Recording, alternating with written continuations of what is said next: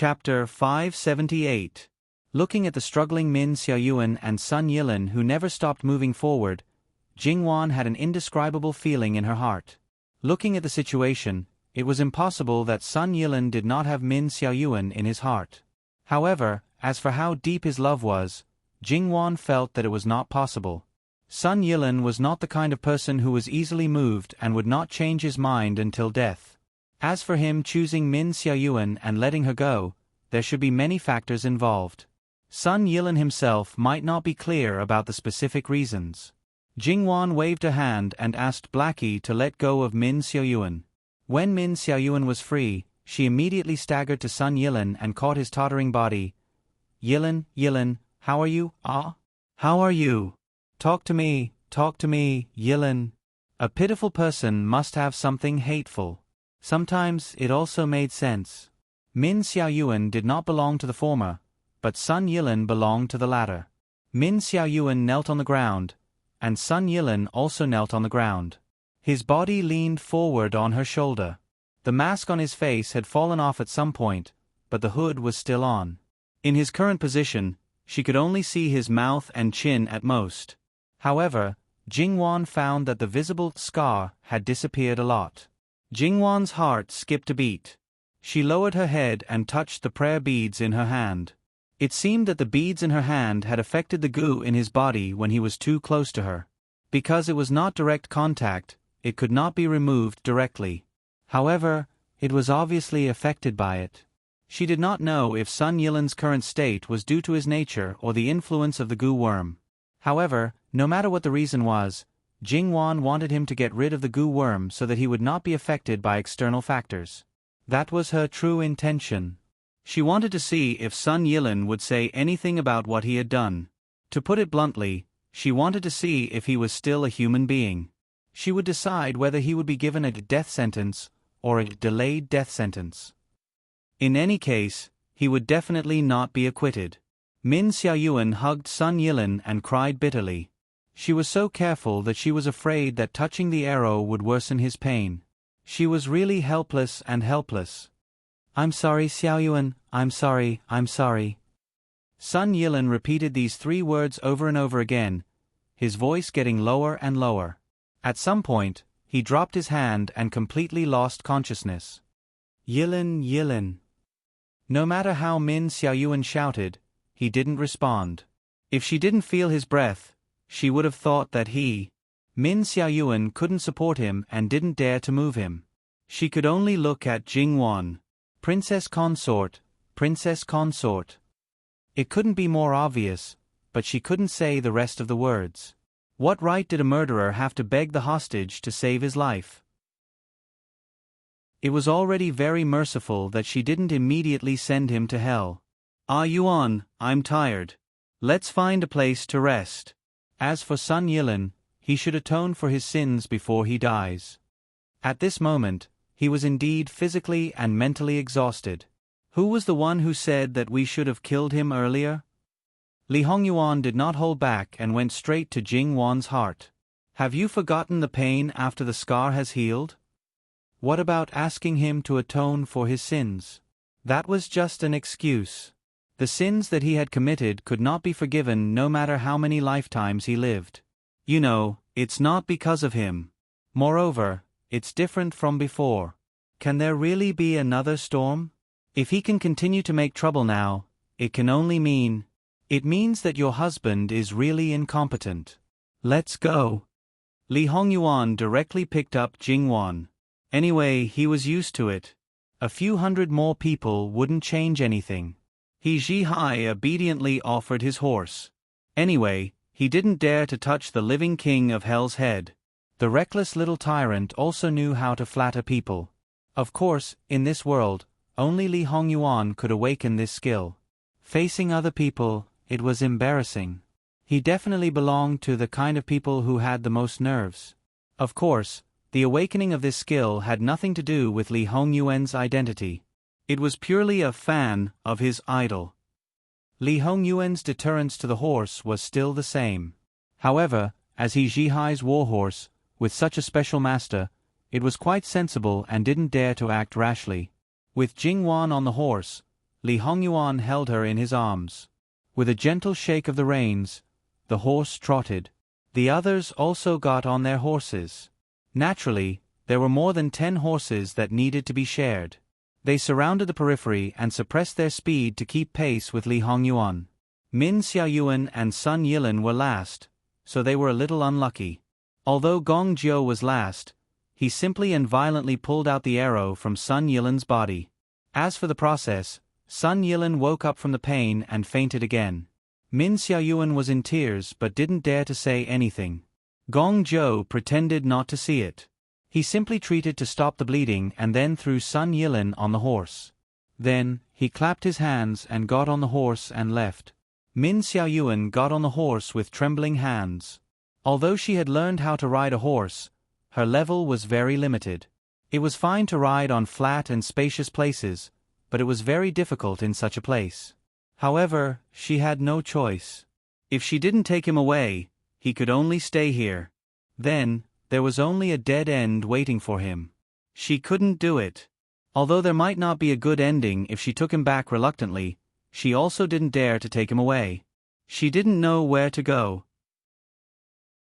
Not being able to take good care of him was one thing, but if she ran away, it would obviously implicate her family. She had already let them down. If she implicated them, then it would really be difficult to absolve herself from the blame. Min Xiaoyuan gritted her teeth and carefully drove the horse forward. She used all her strength to barely keep up with the team in front of her. If Li Hongyuan sped up a little, she would be left far behind. She concentrated all her energy and didn't have time to think about nonsense. However, along the way, her tears basically didn't disappear. The temporary place to stay was naturally in the town where the garrison was located. They booked the best restaurant. With hundreds of people like them, even if they didn't wear military uniforms, it could be seen that they were absolutely not simple.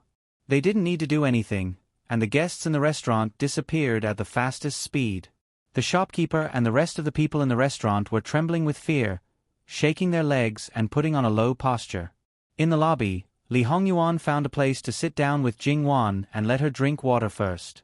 For the rest of the things, Mama Gong put on the style of a steward and methodically made arrangements.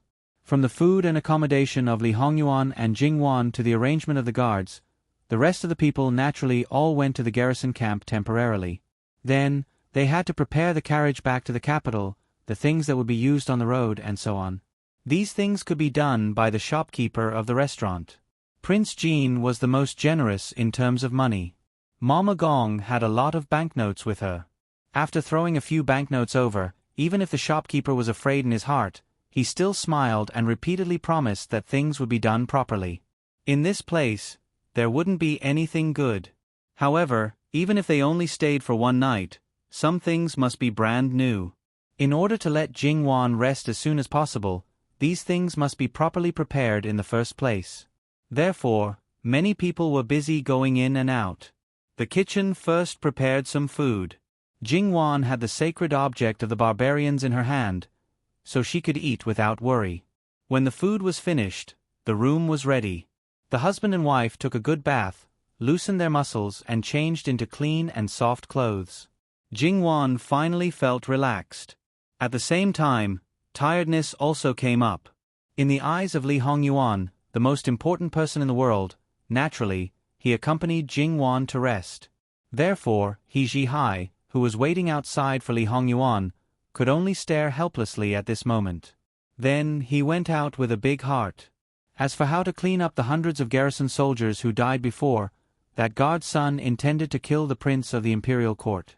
Even if he died, it couldn't be left unsettled. How to deal with it, and so on, he didn't care. Although, in fact, his position was the highest among all of them, so he should be the one to deal with it. However, when the problem was placed in front of him, he had a naive face and expressed that he didn't understand at all. There was no choice but to let Guard Qian take on the heavy responsibility. Although he was only the leader of the guards, it was the prince's residence. His master was the victim. When he found the other generals in the garrison, he didn't dare to put on airs. He carefully flattered him and tried his best to explain himself. He swore that it had nothing to do with him. However, for people who came from Li Hongyuan's side, it was hard to say other things, but one thing was for sure, and that was to do things by the book. Therefore, no matter who it was, he didn't need to explain. He would investigate to the end and hand the result to his master. As for how to deal with it, it was entirely up to his master. Whether it was to do things by the book or privately, it was all up to him. His subordinates only needed to execute. By the time Jing Wan had rested enough, another day had passed.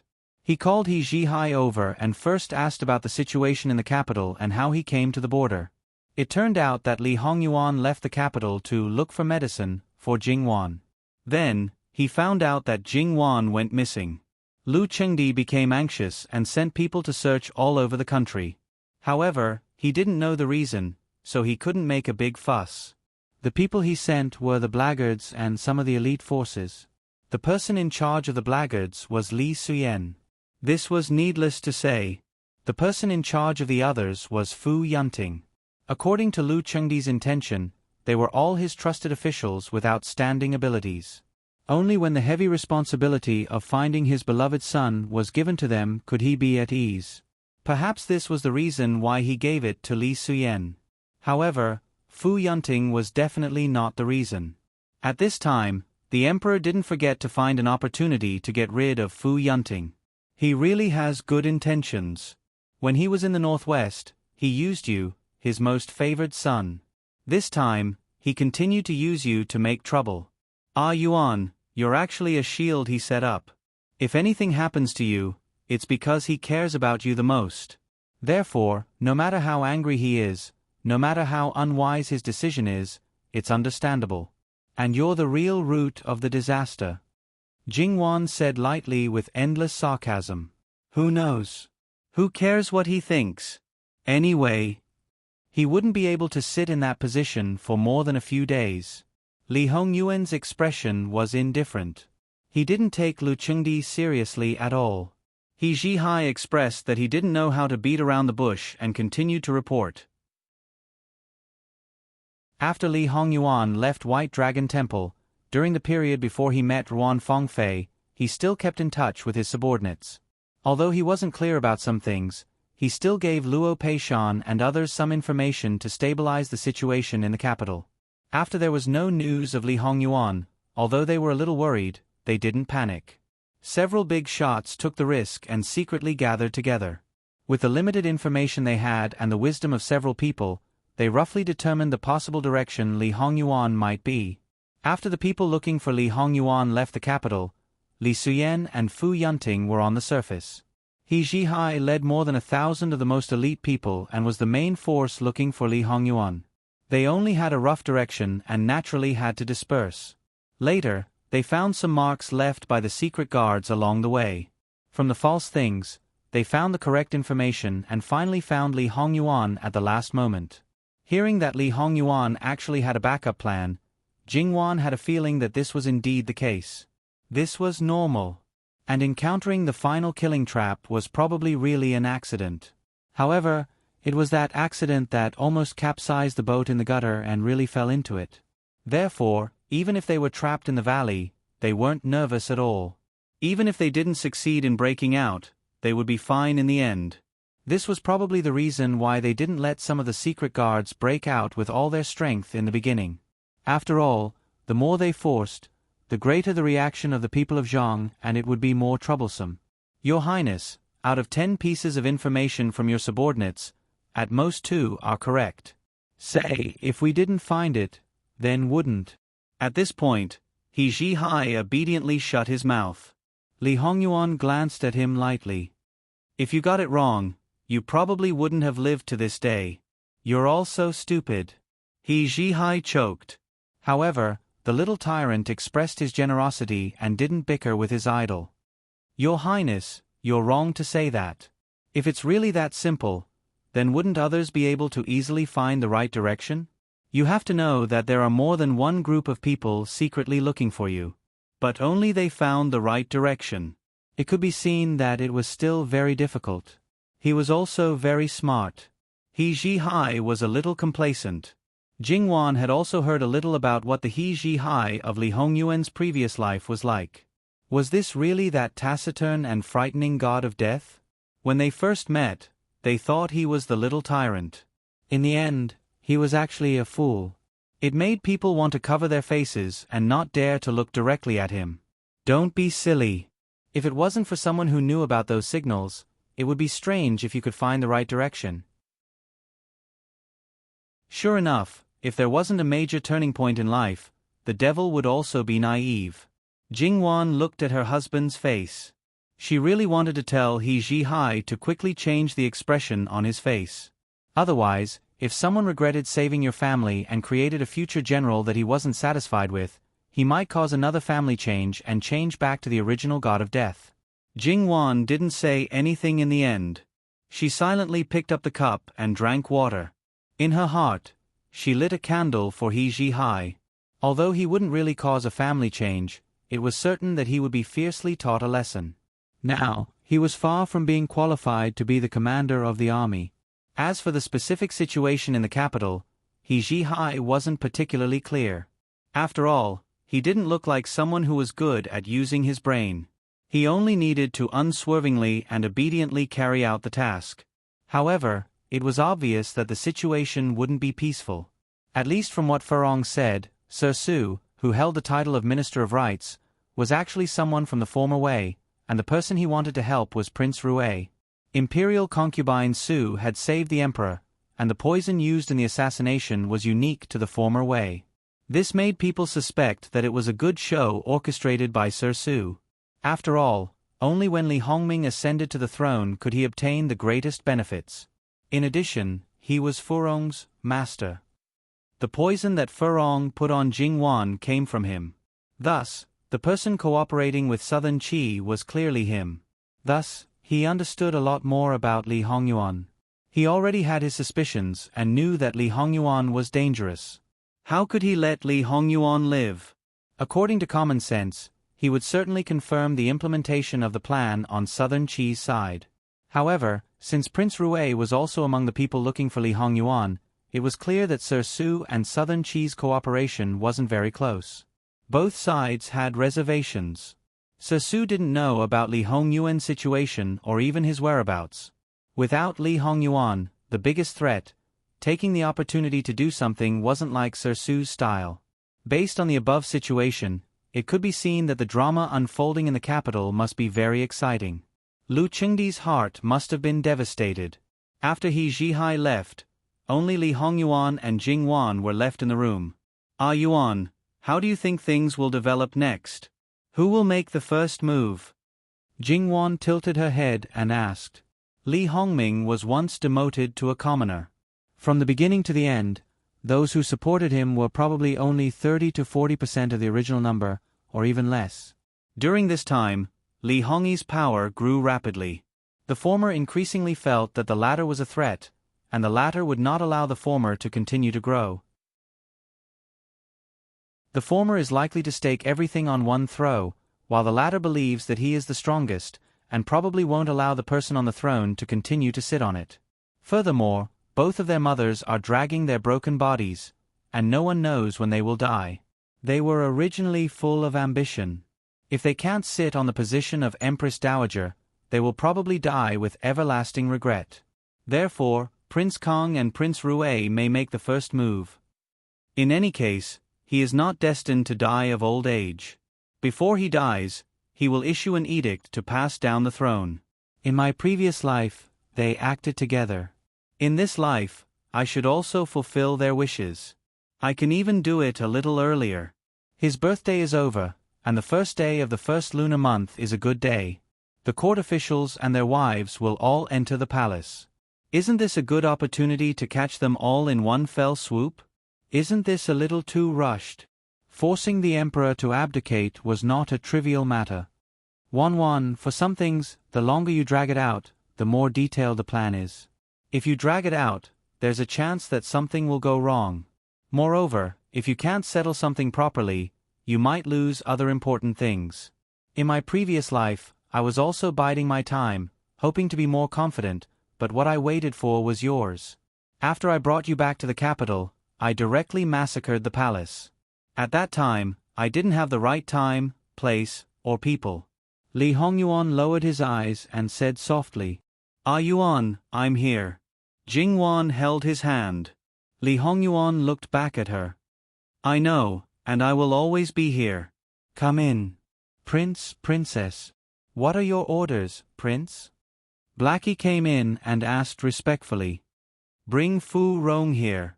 Blackie obviously hesitated for a moment. "Yes." Then she retreated. "Fu Rong's injury is a little serious. Isn't it inappropriate at this time?" Jingwan said. "This is the right situation. A servant who protects the master can naturally gain the master's trust and get some important information. The other party will also believe that Fu Rong is not exposed." Jingwan understood what he meant. This was the most appropriate situation. Besides, Fu Rong was seriously injured in order to cover her. There were some things that didn't need to be covered up. Let Gong Zhou give her more good medicine. "I don't expect your heart to be hard in this life," Li Hongyuan said. Jingwan rolled her eyes at him. How could the situation be the same? Before Fu Rong came, Min Xiaoyuan came first. Min Xiaoyuan kowtowed outside, begging Jingwan to be merciful. After a long time, Sun Yilin was about to die. Jingwan glanced at Li Hongyuan and didn't say anything. She guessed that Gong Zhou didn't have the order and didn't treat Sun Yilin at all. He was injured before, and then he was hit by a few arrows. Although Jingwan didn't know the specific injury, it seemed that the position of the arrows at that time was probably the position of the bones. It was a miracle that Sun Yilin could last until now. Princess Consort, I beg you to save him. Xiao Yuan is willing to be a slave or a slave to repay you, Princess Consort. Li Hongyuan sneered. Seeing Sun Yilin holding you hostage, but knowing that you are soft-hearted and can affect my decision, she is so shameless. She is a noble girl from an aristocratic family. She will only be disliked if she serves others. If I were in her shoes, I would do the same. Love is born without knowing where it came from. That's all. Li Hongyuan was silent. Because he was also affectionate, he didn't want to refute. After a while he said, "Because of Min Xiaoyuan, Wan doesn't want to take Sun Yilin's life?" Now, Li Hongyuan didn't treat Sun Yilin as a love rival. When faced with Sun Yilin's problems, he didn't make decisions based on his feelings like before. In Sun Yilin's current situation, even if he is saved, he will be a cripple.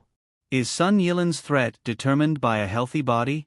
As the saying goes, people's hearts are unpredictable. As long as he is alive, he can cause trouble. What if he becomes a fool? Jingwan asked softly. Li Hongyuan was stunned when he heard this. He really didn't think of this possibility. The main thing was that there was no such precedent. However, in Jingwan's previous life, madmen and fools didn't have to bear the consequences of breaking the law. Can Gong Zhou do it? Jingwan continued to ask. For some people, it is better to die than to become a fool. Li Hongyuan was just stating a fact. So, let him decide whether he will become a fool or die.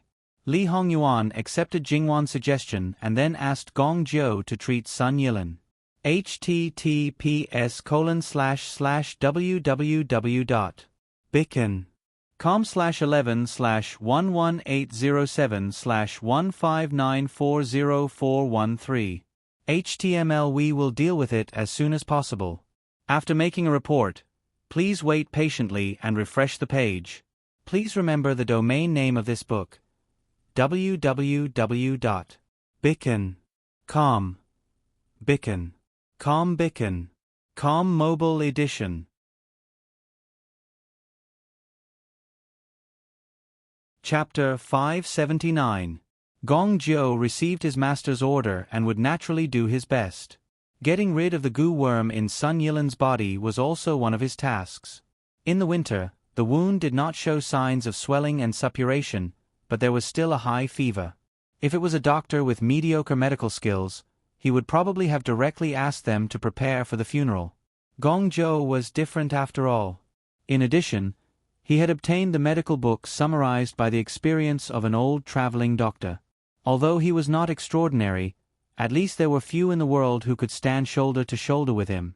Even so, it took a lot of effort to save Sun Yilin. The final result was satisfactory. Min Xiaoyuan was at the side from the beginning to the end. She was the one who did things like fetching water and passing things. How well could a noble lady like her be expected to do these things? She was clumsy. Gong Zhou did not rush her. Anyway, it would just take more time. If Min Xiaoyuan did not do these things, could he expect others to do it? Min Xiaoyuan also knew, so she could only grit her teeth and persevere. She had to do it as quickly as possible. If she was slow, it would delay Sun Yilin's condition. Therefore, when she heard Gong Zhou say, "saved," she heaved a sigh of relief and hurriedly thanked him. At this moment, she really did not look like a noble lady from a noble family. Could the so-called love really change a person to such an extent? Gong Zhou actually had such a small doubt in his heart. However, he would not pursue the matter because the two masters were actually typical examples. Of course, Gong Zhou did not have the intention to try. However, meeting the right person at the right time, he did not reject it. Min Xiaoyuan took care of Sun Yilin in a flurry. Fortunately, in this restaurant, she did not need to personally light the fire and cook, so they would not make things difficult for her. In reality, other things were just that there was no one to serve Sun Yilin. If she had money, she could actually hire someone outside. The problem was that she did not have money. She used to have a lot of money, but it was not with her. Ever since she separated from the person who served her, she was penniless. Sun Yilin slept for another day before waking up. At this time, his goo had been dispelled. There were only a few scars left on his face. Those were the scars left behind by the fire. In fact, they were not very obvious. Naturally, there was no frightening feeling. Sun Yilin was well aware of the changes in his body, but he didn't confirm it. Instead, he quietly looked at Min Xiaoyuan, who was lying on the edge of the bed, sleeping uneasily. His heart was very complicated. Sun Yilin believed that there was no one in the world that he felt apologetic toward, including Jingwan and his own mother. Only Min Xiaoyuan. Min Xiaoyuan jerked her head up from her sleep and met Sun Yilin's eyes. "You're awake." "That's great." His words expressed his surprise. Then, she hurriedly took the simmering medicine and carefully fed it to Sun Yilin. Sun Yilin was very cooperative. After drinking the medicine, he drank water to rinse his mouth. "I'll call Dr. Gong to take a look." Then he got up again. "Xiaoyuan, sit down." "I'm fine now." "There's no need to call him. Talk to me for a while." Min Xiaoyuan had some doubts. How could he be fine? However, Sun Yilin's gaze was firm. She could only sit down obediently. The patient was the most important. However, Sun Yilin didn't say anything. His gaze swept across Min Xiaoyuan's forehead, hands, clothes, and hair. Without asking, he knew what might have happened. Min Xiaoyuan pursed her lips. She felt uncomfortable being stared at by Sun Yilin. "Well, your face is actually—" She had nothing to say. "It's okay. It doesn't matter." "Xiaoyuan, you want me to live, right?" Sun Yilin said softly. There was a bit of the gentle feeling he had in the past. Of course. Even if she was very sad because of Sun Yilin, she still didn't want him to die. "You know, that's not very possible. They won't let me live." They won't. If they really wanted you to die, Wang Fei Nyong wouldn't plead with Jin Qinhuang and wouldn't let Dr. Gong come to treat you. Wang Fei Nyong is very good, really. Min Xiaoyuan looked at him. It was very sincere, but there was still unconcealable worry. She was convincing Sun Yilin, but she was also convincing herself. Fool, the reason why he was still alive was because of Jin Qinhuang Fei's infatuation. It had nothing to do with him at all. Before he shot the arrow at the two of them, perhaps there was a slight possibility. That arrow, he reckoned that Jin Qinhuang Fei couldn't wait to skin him alive. He was now very clear-headed and could see everything clearly. "Now go and ask Jin Qinhuang. Just say that I want to see him. See if he wants to see me. If he sees me, It would be rude for me to crawl in front of him like this. Could he please condescend to move, or send 2 people to carry me over? Sun Yilin said calmly. Min Xiaoyuan put both hands on her knees and crumpled her clothes. Tears once again accumulated in her eyes and her lips trembled. Don't cry and don't be afraid. Don't worry, I won't die. Sun Yilin comforted her. Min Xiaoyuan wiped her eyes, got up and went to the upper room. Would Li Hongyuan condescend to move for Sun Yilin? Obviously not. He was carried to the upper room. Of course, it wasn't as rough as expected. Min Xiaoyuan was worried and followed. However, it was obviously impossible to enter the room. She could only wait outside anxiously. His hands and feet were injured. Sun Yilin was placed on a chair. When he saw that Jingwan was also there, he wasn't the least bit surprised. Only, this time, he didn't even look at her. Jingwan and Li Hongyuan were playing chess, or it could be said that Li Hongyuan was accompanying her. Jingwan's chess skills were limited. When Li Hongyuan played with her, it was simply like playing. Jingwan wasn't that relaxed. However, she didn't rack her brains to think of every move. She played relatively casually. Towards his wife, Li Hongyuan definitely couldn't be cruel and merciless. Basically, he followed Jingwan's moves. Although he still had the upper hand, but looking at the chessboard, it was 51-49. The 2 of them didn't speak. Sun Yilin also maintained absolute silence. His eyes were lowered, as if he was asleep. It looks like you're awake now. After waiting for an unknown amount of time, Li Hongyuan finally spoke with great compassion. Sun Yilin raised his head. His eyes were calm. I've always been awake. He was conscious of everything he did and every word he said. However, now that he thought about it, it felt like he was standing from an outsider's point of view.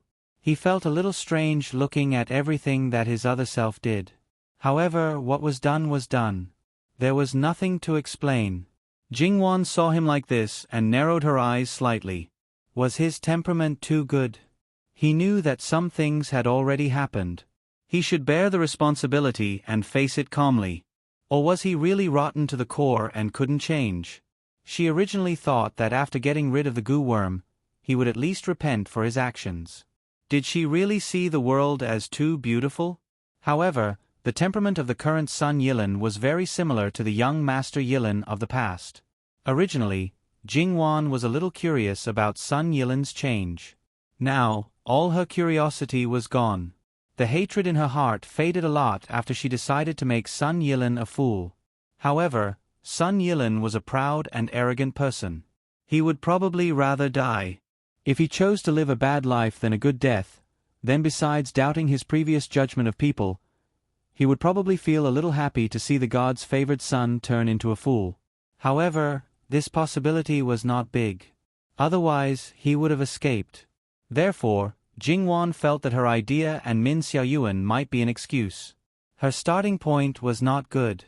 She had a deep malice. What do you want from me?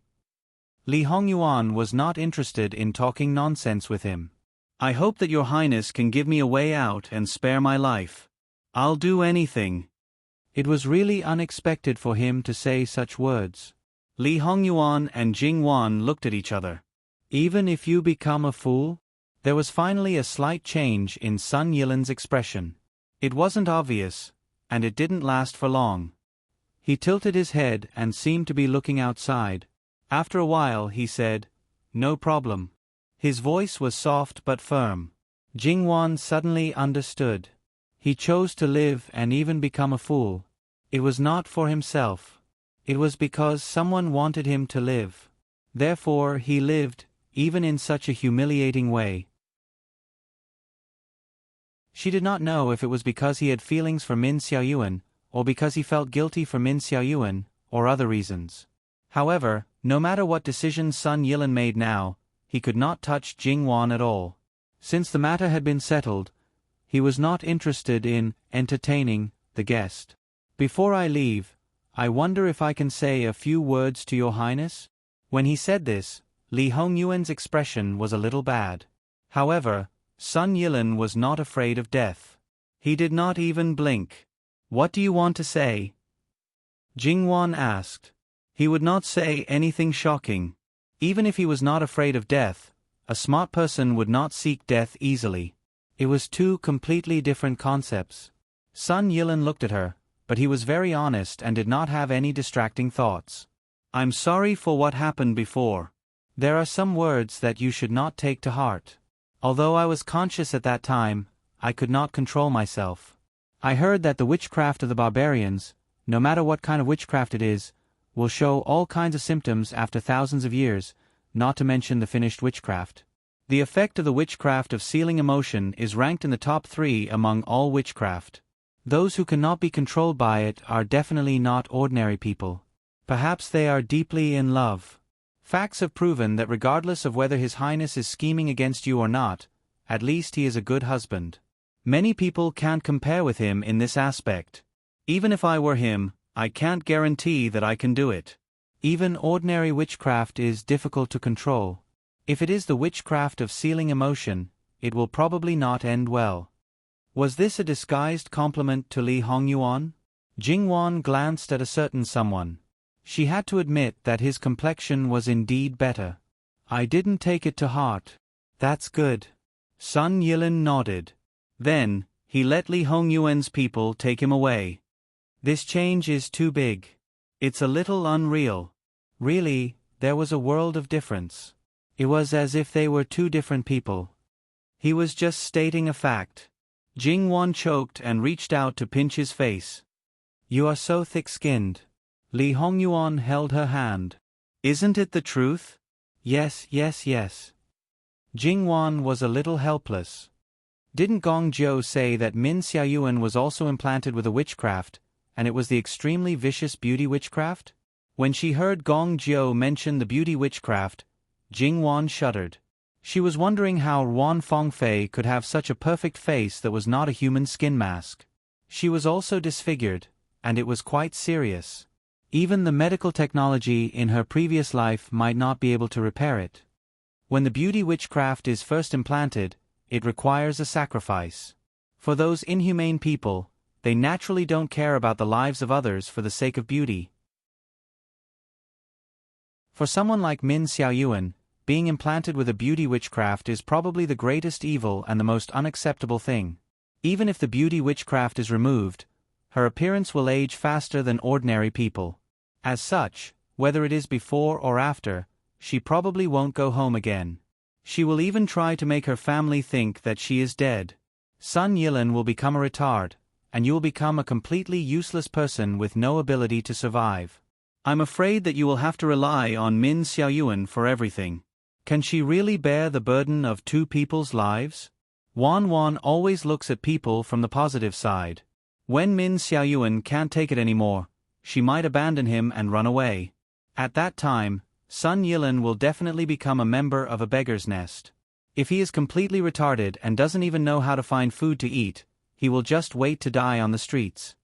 Thinking of this possibility, Li Hongyuan smiled wickedly. Thinking about it carefully, this method seemed to be more pleasing than letting him die directly.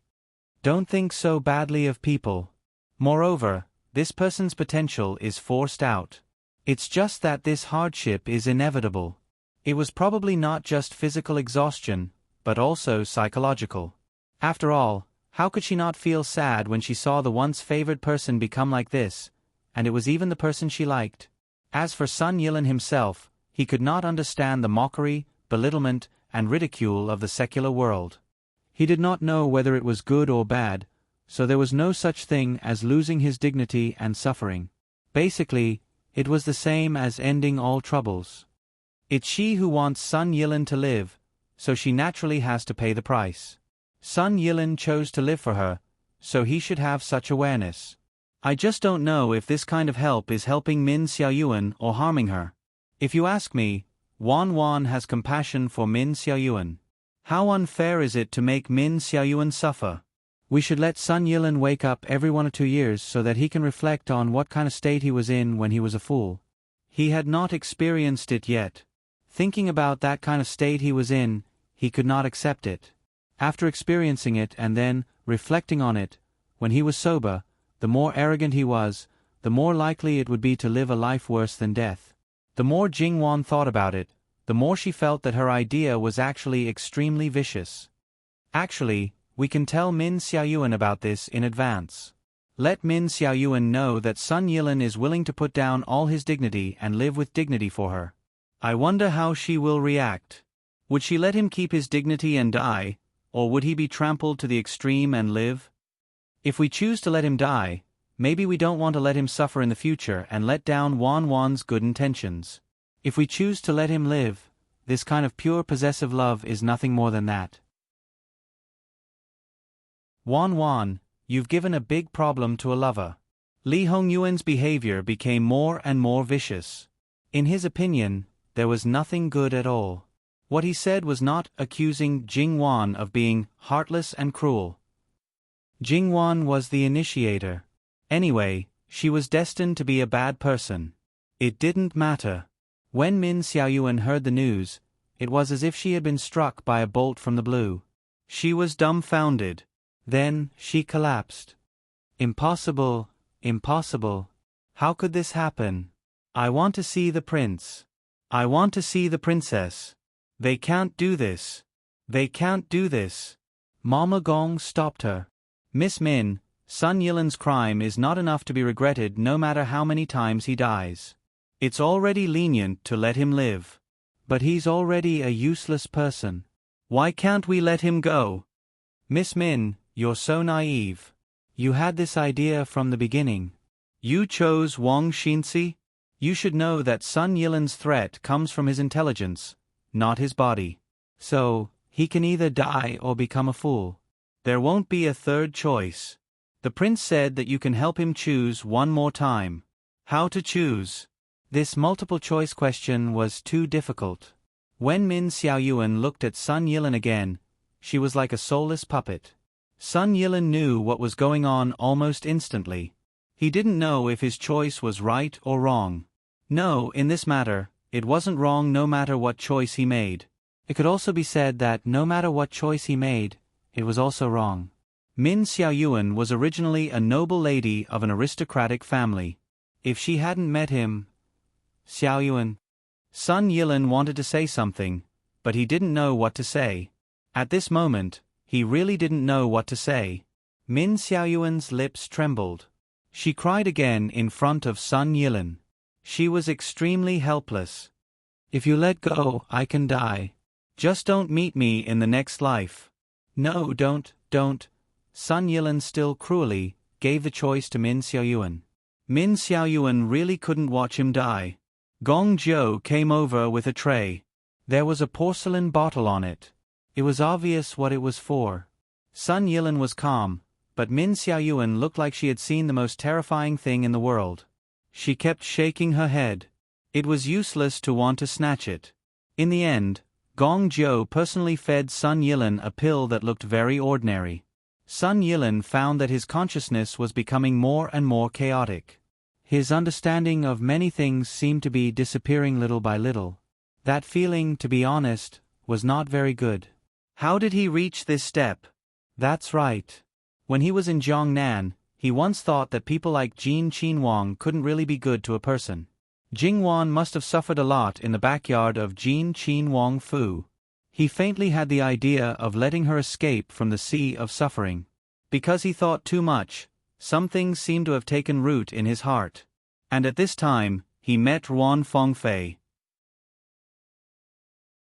The other party told him that the reason why he lost his love was because of Li Hongyuan's scheme.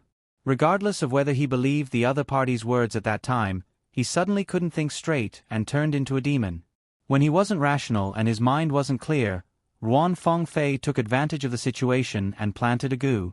Thus, the negative emotions in his heart were completely magnified uncontrollably. Paranoia, demonic barrier, darkness, some methods were naturally born. When everything in his mind disappeared and he didn't even know who he was or what he was, a tear finally slid down from the corner of Sun Yilin's eyes. Perhaps that should be called regret. Min Xiaoyuan saw the whole process. He didn't have a pained expression, but a person's eyes couldn't lie. That pair of eyes may have become abnormally clear, but it was so clear that nothing was left. Min Xiaoyuan carefully called out to him. He actually still had a reaction, but he opened his mouth and revealed a silly smile. Having a reaction didn't mean that he understood her meaning. He only had some of the most instinctive things left: eating, drinking, defecating, and sleeping. At this moment, Min Xiaoyuan really broke down completely and wailed loudly. Jing Wan could hear her crying from the upper room. She lowered her head and fiddled with the prayer beads in her hands, expressionless. However, this matter was over, so it was over. They had to prepare to return to the capital. It wasn't long before the end of the year. The mantis stalks the cicada, unaware of the oriole behind.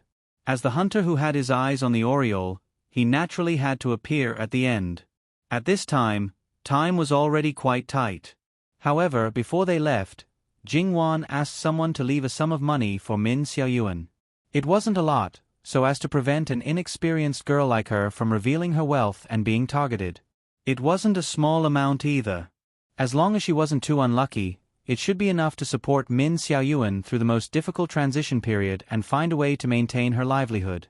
At the same time, she sent a letter to Min Yuhan in Zhongnan, explaining the matter concisely. However, she didn't tell him where he was. Even if the Min family wanted to find him, it would be like looking for a needle in a haystack. If they really found him, it could only be said that some things were destined. At that time, the only thing that would be better would be the material things. Nothing else would change. The speed at which they returned wasn't slow, but it wasn't very hurried either. When they arrived at the first city, Fu Rong, whose injuries had improved a lot, followed the original plan and found the place designated by the Minister of Rights, Lord Su, to deliver the news. Li Hongyuan had specially sent people to investigate that place. There was nothing special about it. Ordinary people's letters were also sent. The special channel behind it should be a few turns. Li Hongyuan had ordered people to keep an eye on it. However, it would be difficult to find it just once. If there were too many people, it would be very likely to alert the enemy. However, this route wasn't urgent for the time being. They could slowly explore and eliminate it after dealing with Lord Su. After sending the news that Li Hongyuan was safe and was about to return to the capital, it didn't matter if some people had plans to force him to abdicate. They would force them to take action and control the situation in the capital. It would be easy to deal with Li Hongyuan in turn. When Li Hongyuan returned to the capital, he would definitely make things difficult for them. This was because they knew that since Li Hongyuan was safe, he must know that they had a part to play in this matter. If they didn't make the first move, they could only wait for death. Ah Yuan, do you think Prince Rue knows the true identity of Lord Su? He knows. Li Hongming's current power is not as strong as before. Even if he wants to stake it all on one throw, he still needs a trump card as a guarantee. Otherwise, even if he succeeds, he will be quickly overthrown. If he doesn't become the emperor, he may still be alive. If he is overthrown as the emperor, he will definitely die. https://www.bicken.com/11/11807/1595834. HTML. We will deal with it as soon as possible. After reporting, please wait patiently and refresh the page. Please remember the domain name of this book: www.bicken.com. Bicken.com Mobile Edition.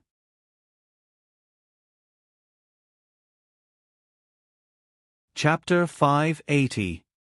So, Prince Rue doesn't know that Lord Su will take the initiative to tell him that the former Wei will help Prince Rue stabilize his position on the river. In exchange, Prince Rue will give him enough benefits when he becomes the emperor, and 99% of these benefits will be part of Qi Yuan's territory? Jing Wan continued. Li Hongyuan nodded. This is Li Hongming's biggest trump card now. Otherwise, he wouldn't dare to make a move at this time. The former Wei has always been eyeing Qi Yuan covetously. Cooperating with them is like asking a tiger for its skin. What good can there be? Jing Wan paused. No, Prince Rue is just a subject. The so-called cooperation is essentially treason and giving away the country's interests. How can such a person be a member of the royal family? How can he be a human? For the emperor, he can let the country fall into the hands of outsiders, but he can't allow his own people to covet it. This is because as long as the country is still there, no matter how big the territory is, he will still be the emperor. If it's his own people, they won't allow others to sleep beside them. This principle is the same for Li Hongming and many others. As long as Li Hongming can sit on the throne and prevent it from falling into the hands of his brothers, he can cede some territory to the former Wei. In his eyes, it might be the smallest sacrifice in exchange for the biggest benefit. Power is tempting, not to mention the supreme and unique position, Jingwan murmured. Jingwan's belly was becoming more and more obvious, but it didn't look cumbersome. Moreover, she hadn't been taking good care of herself recently, so she basically didn't put on any weight. Although not every pregnant woman would put on weight, Li Hongyuan felt that he had neglected his duty when he looked at Jingwan, who didn't change much except for her belly. Wan, you should eat more. Jingwan was still immersed in some things. When she suddenly heard Li Hongyuan's words, it took her half a beat to realize what he was talking about. Her expression cracked a little. Wasn't this a little too sudden? Jingwan elbowed him. We're talking about something serious. Isn't your health important? What could be more important than you? Li Hongyuan said quite confidently, when a woman is pregnant, she will gain half of her original weight. You, on the other hand, are still the same as before. Your belly is big. This shows that you must have lost weight. Jingwan was speechless. It was true that she had gained so much weight. However, she had always exercised a lot. It was normal for her to not grow much. Moreover, her heart was not well during this period of time. It was normal for her to be a little thin. She would be fine after some rest. However, there were some things that she really couldn't do about this man. It was all a lie to say that she had completely turned over the situation. However, in the end, it was still her own failure that made her unable to be hard-hearted towards him. It will grow back after we return to the capital. How can we raise them after we return to the capital? They should eat more now, Li Hongyuan said with a frown. He was not very satisfied with the food on the road. Okay, I'll try to eat more. Even if her appetite had increased, it was basically fixed. She could not force herself to continue. However, forget it. There was no need to argue with him. Anyway, she would not be able to win against him in the end. That's right. Li Hongyuan touched her head. Jingwan was annoyed by him. She closed her eyes weakly. She did not care about whether it was a big or small matter, whether it was serious or not. She could not care about it. As they got closer and closer to the capital, Jingwan's belly was already 6 months old. The following journey would definitely not be peaceful. Of course, at this time, they gradually met up with the people who were looking for Li Hongyuan on the surface. Knowing that Li Hongyuan, this big hidden danger, was about to return to the capital, how could they let him return safely and disrupt their next big plan? Therefore, intercepting and killing him was necessary. However, there were many people guarding him now. Unless they mobilized the army, they would not be able to kill him quickly enough at this juncture. Therefore, the hope of killing him was slim. They could only try to stop him as much as possible. At the same time, Li Hongyuan's true face was exposed. It was a storm in the city. If the people were just listening to it for fun, the court officials and the emperor were not the same. When they tried to control or kill Li Hongyuan before, the matter would be exposed to Lu Chengdi, which might become Li Hongyuan's protection. Now it was different. If they wanted to deal with Li Hongyuan, it was best to use Lu Chengdi's hand. As an emperor, no matter how much he favored his son, once this son appeared to be good on the surface but secretly coveted his father's throne, this was even more infuriating than those who coveted it openly. Especially when he was able to deceive everyone, it was enough to show how deep his thoughts were and how great his methods were. After knowing it, Li Hongming sent people to investigate it. Li Hongyuan's business was too big. It was impossible for it to be flawless. Therefore, they did not disappoint. They more or less found something. Those things were solid evidence. Lu Qingdi had to believe it.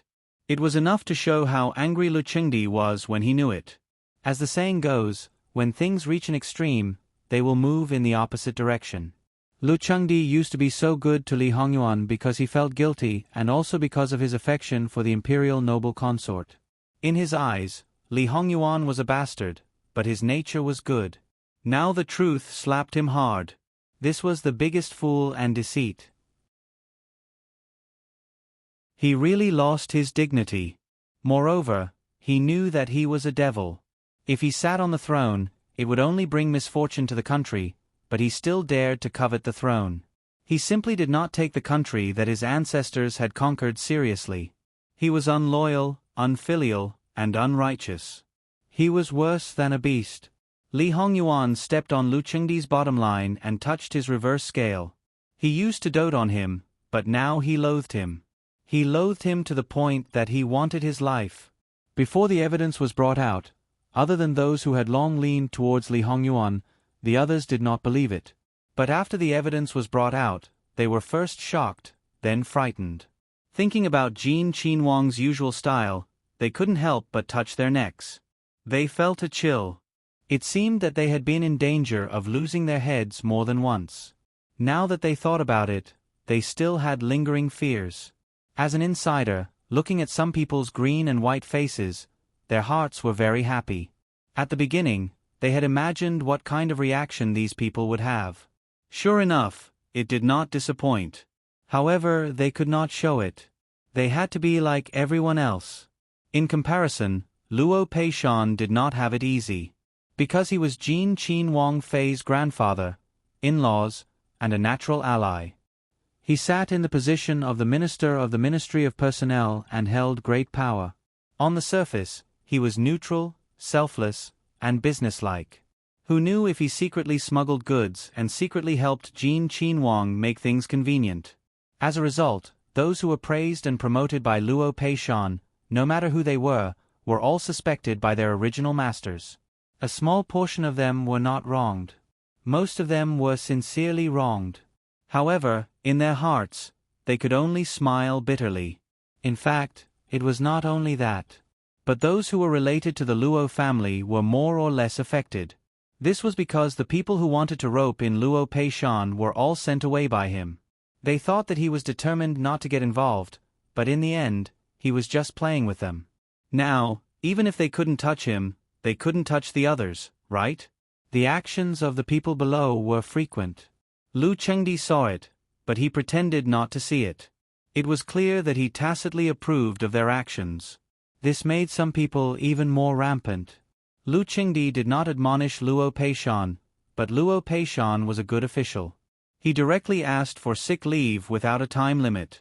Then, he flicked his sleeves and closed the door, declining visitors. His sons and grandsons still went to the roll call on time. However, they did not have much to do and did not want to be too idle. Usually, many people came to them, but this time, they could not wait to avoid them. They were very calm. When it was time, they went home and did not go anywhere. At the same time, the womenfolk of the Luo family also did not go out. This attitude was quite obvious. Luo Peishan had always been loyal to his duties, and there was no conclusive evidence to prove that he was in cahoots with Jin Qinhuang. Lu Qingdi even had to find various excuses to get rid of Fu Yunting. Naturally, he would not make a move on an old official under such circumstances. Therefore, Luo Peishan was actually living very comfortably in the Luo family. Some things were already expected. Moreover, when Li Hongyuan was completely out of danger, he had already sent them a secret letter. Therefore, the things that Luo Peishan needed to deal with had already been dealt with before. And the women in the harem were very concerned about this matter. They thought that they were very accurate in judging people, more accurate than many men. They also thought that Li Hongyuan had nothing but the favor of the emperor. But in reality, especially imperial concubine Su, she thought that she did a perfect job in front of Li Hongyuan. But in reality, she was the fool who was fooled. The slap on her face was even heavier and louder than Lu Qingdi's. How could the proud and arrogant imperial concubine Su be merciful? Anger attacked her heart and she almost fainted again. Lu Chengdi looked at the portrait of the imperial concubine. The portrait was so beautiful. The person who painted it put a lot of thought into it. When he got it, he only thought that his son was filial and just said one thing and meant another. However, now that he thought about it, what filial piety was it? It was clearly to increase his bargaining chip. From small to big, when he talked back to him, he was really talking back and mocking him. When the rest of it went well, he was probably just pretending. The more Lu Chengdi thought about it, the angrier he became. His eyes were full of gloomy hostility, so much so that he crumpled the painting that he cherished in every way. There were even traces of damage. After he reacted, he quickly smoothed it out. However, no matter how he smoothed it, there were still traces.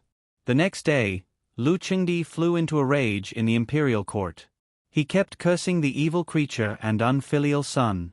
However, everyone could hear that the meaning was actually different. No matter how much he cursed the former, there was still intimacy. But the latter, there was only anger left.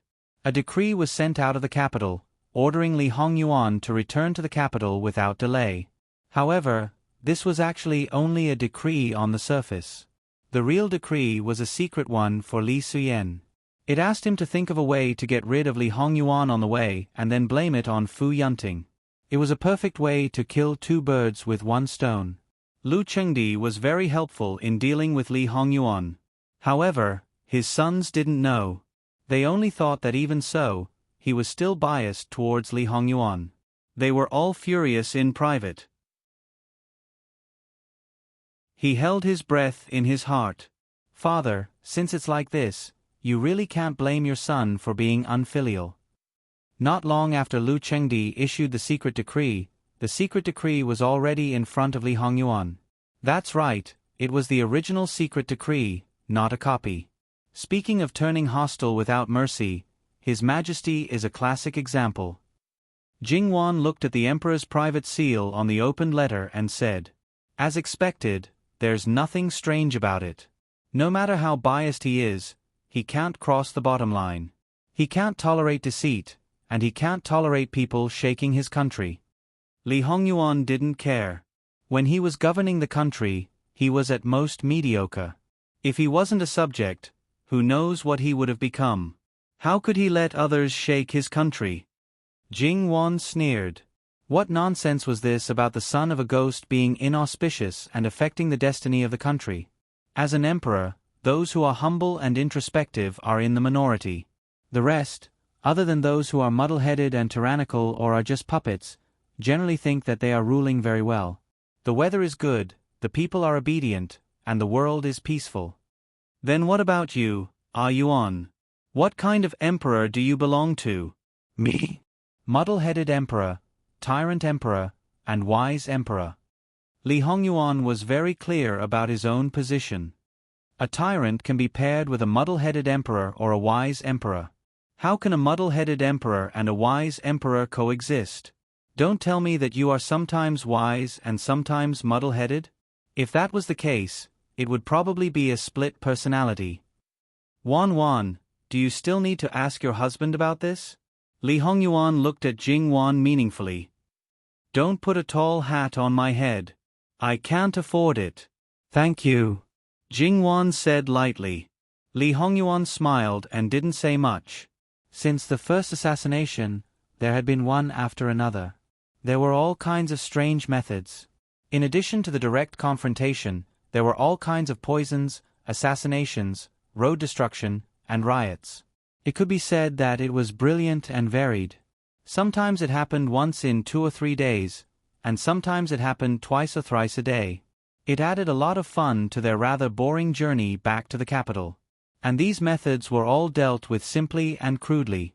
It was like a small stone thrown into a calm river, but it set off circles of ripples. However, Li Hongyuan was a huge ship. How could those small waves stop his speed? The only threat should be the black-robed guards led by Li Suyen. However, after Li Suyen sent out the secret edict, she acted as if nothing happened. Instead, she and Fu Yunting escorted Li Hongyuan back to the capital. And the situation here would not be reported to Lu Chengdi. As for what happened after they returned to the capital, to be honest, they were not afraid. It was hard to say whether Lu Chengdi would see them as their master. This was not a baseless guess. It was very likely to be the truth. It was not the first time they had dealt with Li Hongyuan, especially Fu Yunting. Not long after this master opened his residence, they had been living in an abyss of suffering under him. They did not completely understand his nature, but at least 70 to 80%. When he laid his cards on the table, it meant that others did not have a chance to flip the cards. With the current situation, he would not wait any longer.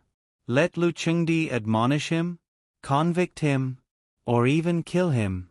Haha, it was close to the end of the year. Ordinary people were busy preparing for the new year. They had worked hard all year round. At this time, it was time to reward them. Inside and outside the court, it was calm on the surface. But in the dark, it was not the case.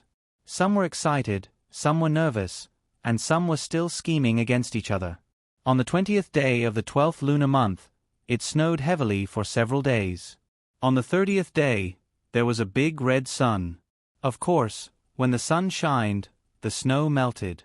It was colder than when it snowed. Not many people liked to go out. However, this did not affect the mood of some people.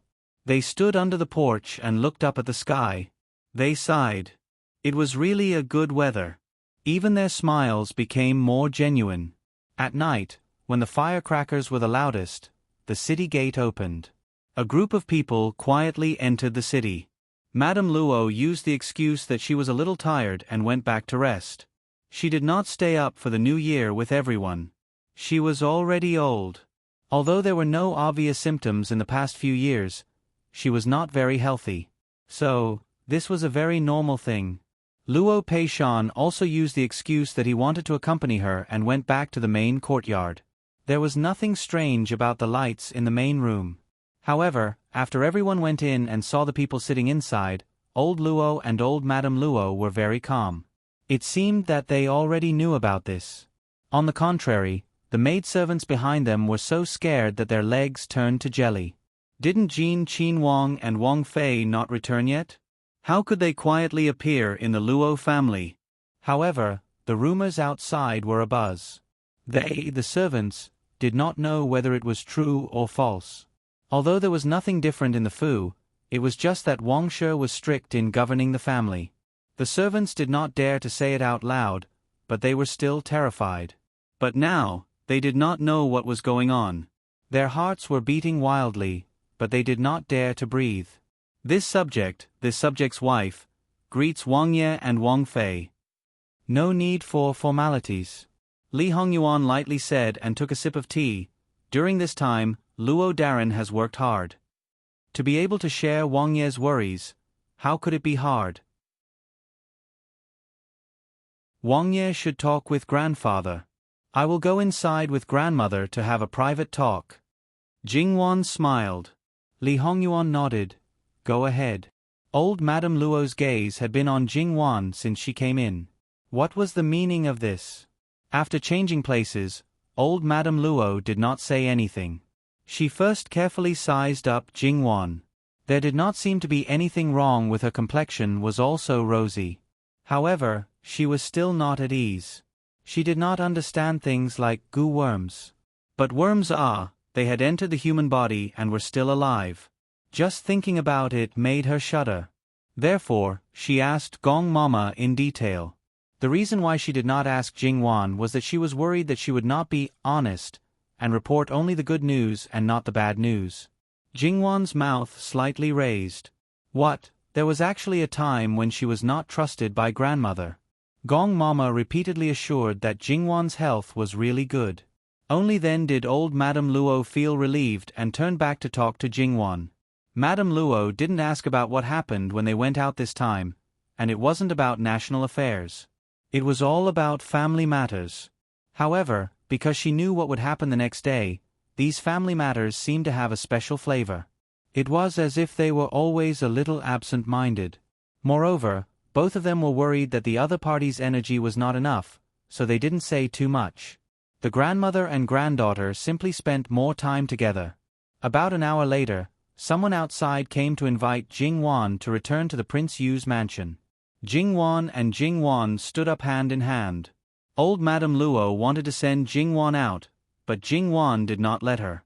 It was warm in the house. After going out, she would feel cold. "Grandmother, you don't have to be so formal. You can't ignore the etiquette." "Grandmother, just this once," Jing Wan said softly. Old Madame Luo instantly understood what Jing Wan meant. If nothing unexpected happened, she would be the empress soon. At that time, it would be impossible for her to be formal. Moreover, this was probably the last time Jing Wan sat here and talked to old Madame Luo. She might not even step into the Luo family's door again. "Okay." Old Madame Luo agreed. Her eyes were a little wet. Her own granddaughter would become the most honorable woman in the world. This was something she had never thought before. Although she had expected to come to this step today, it still felt a little unreal. Especially when she thought about how she would be trapped deep in the palace in the future, there was no joy. Instead, she felt more and more upset. She only hoped that her grandson-in-law would not let her down in this small world of loneliness. "Grandmother, I'm leaving. Take care." Jing Wan squatted. Old Madame Luo and the servants who served Jing Wan subconsciously wanted to help her up, but they all stopped halfway and let her finish this bow.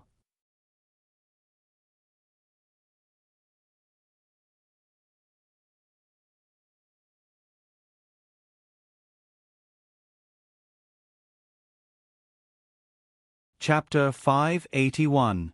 As time went by, the servants gradually became excited. Weren't there rumors outside that their master was ambitious and had been preparing for a rebellion a few years ago? They originally didn't believe it because they, who were under the same roof, didn't notice anything. However, after hearing so much, they couldn't help but have doubts.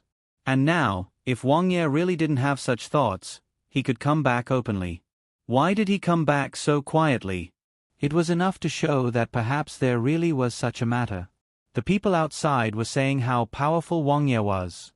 Did this mean that Wang Ye really had the ability to ascend the throne? If it was really like this, how could it not make people excited?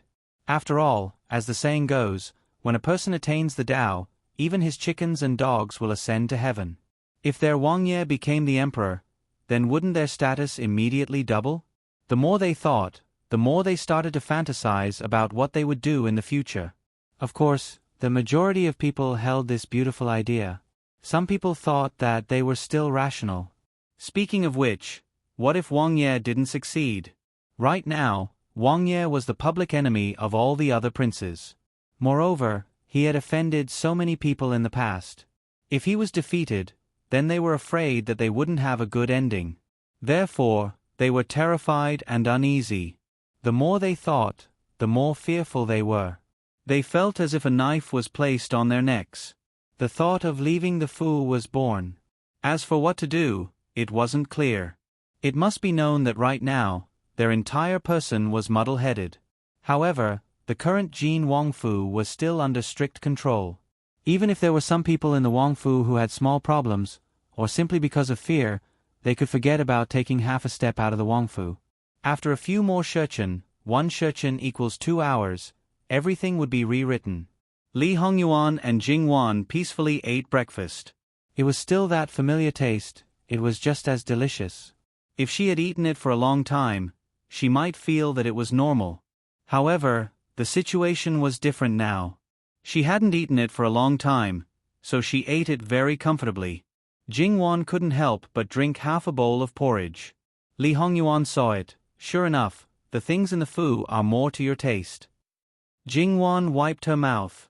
It's just because I haven't eaten for a long time. The familiar delicacies were one thing. In fact, it might be because they had returned to a familiar environment. Perhaps the current capital was not stable, but a familiar environment would always make people feel more at ease. This psychological factor should be present in most people.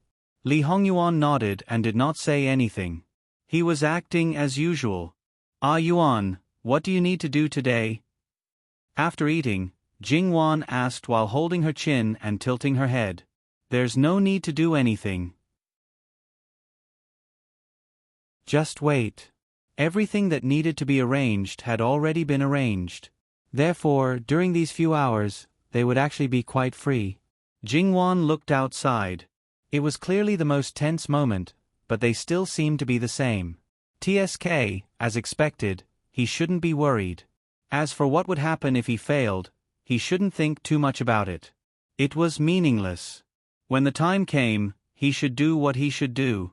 Thus, Jingwan started her daily routine of nurturing the baby in the prince's mansion in a good mood. Then, when looking at the flowers and plants, she finally realized that one person was missing.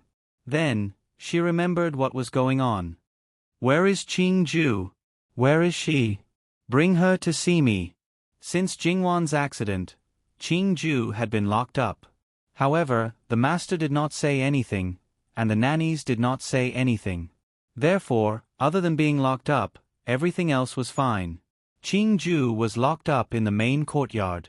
Therefore, she knew that Jingwan and the others had come back last night.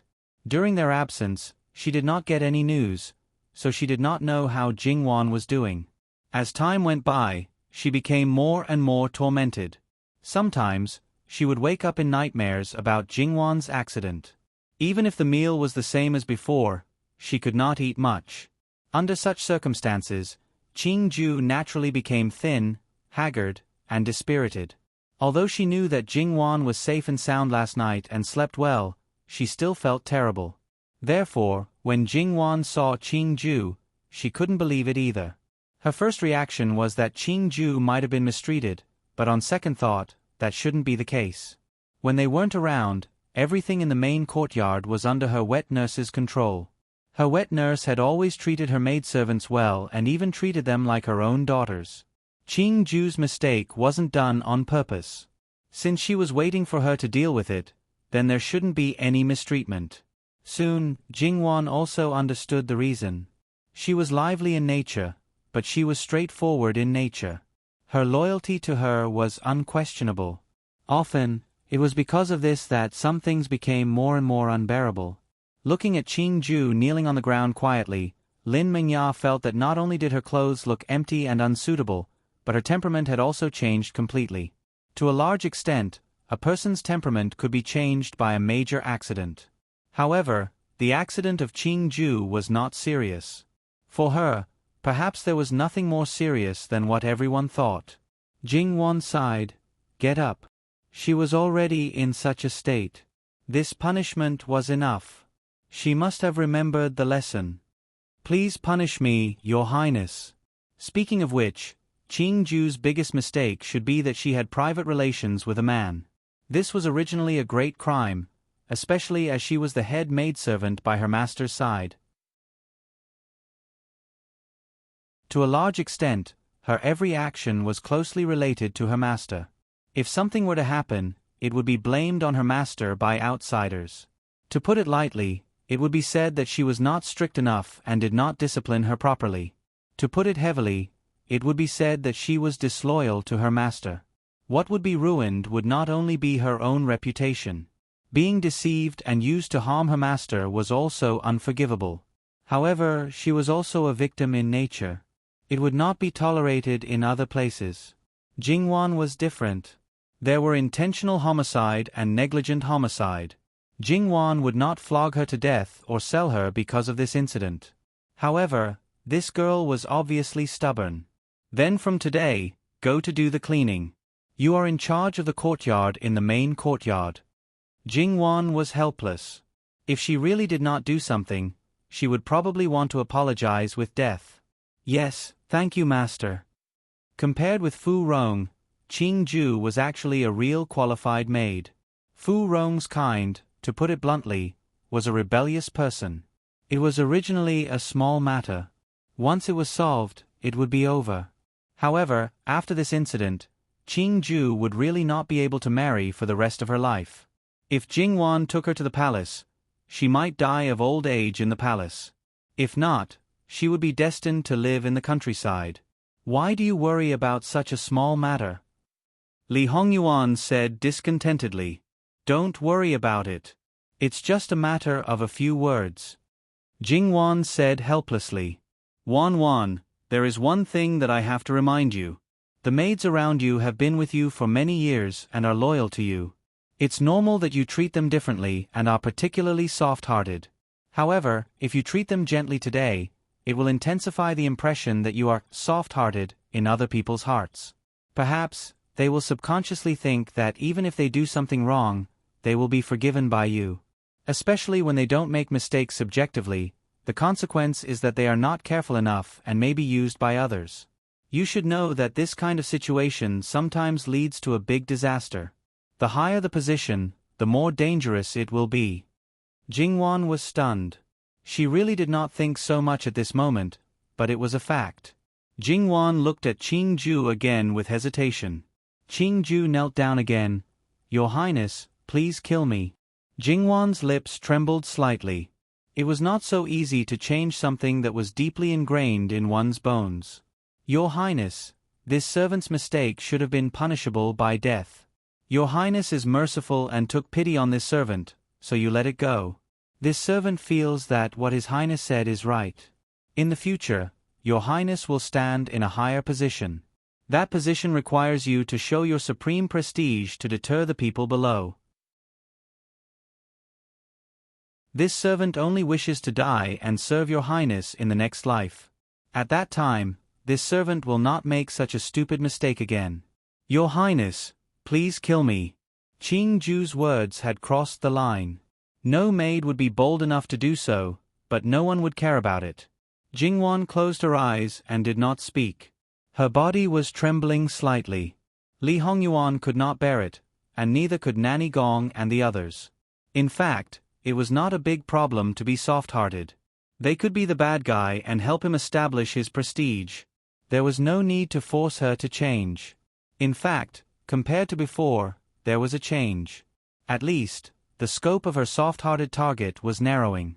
However, after the previous incident, Li Hongyuan still had some things to do. He still hoped that his wife could stand on her own. However, when he thought about it, his wife seemed to be doing well without him. So, he was the source of her weakness? This understanding made the living hell happy and unhappy. As a man, his self-esteem would probably be greatly satisfied if his wife relied on him. This was also what Li Hongyuan had devoted his life to in this life, to hold up the sky for her, to protect her, and to make sure that she would not have to worry about anything.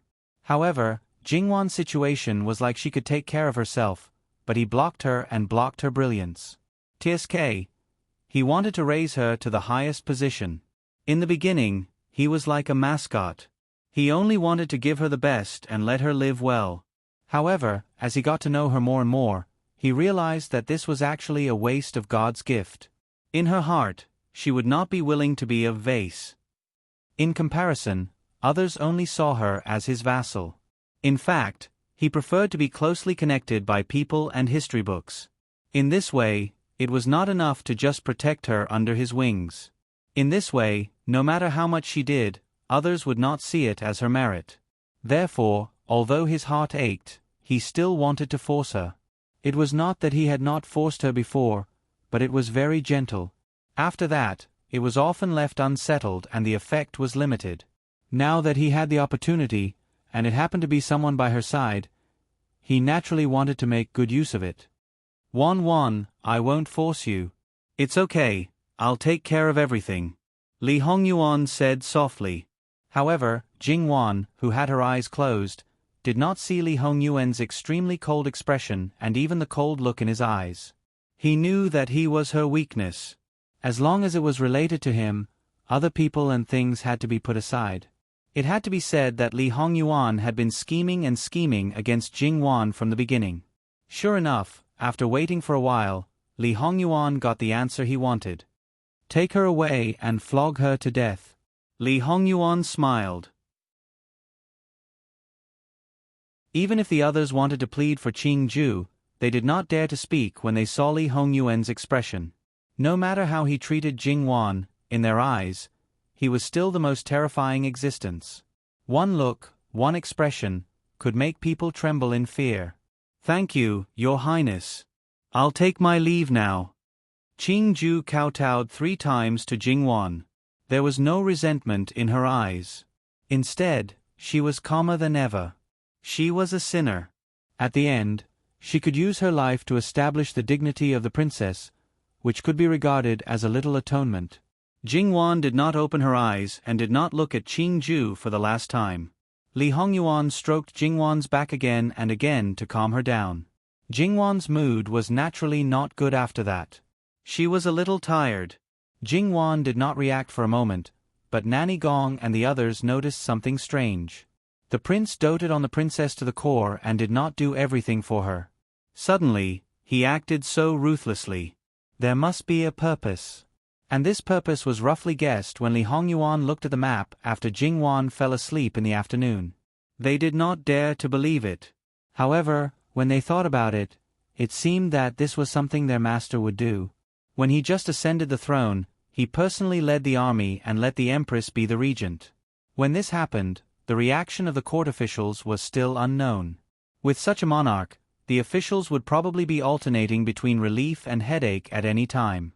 The banquet in the palace was still going on. Usually, it would last until the middle of the afternoon. Whether they knew it or not, the emotions on their faces might not be real.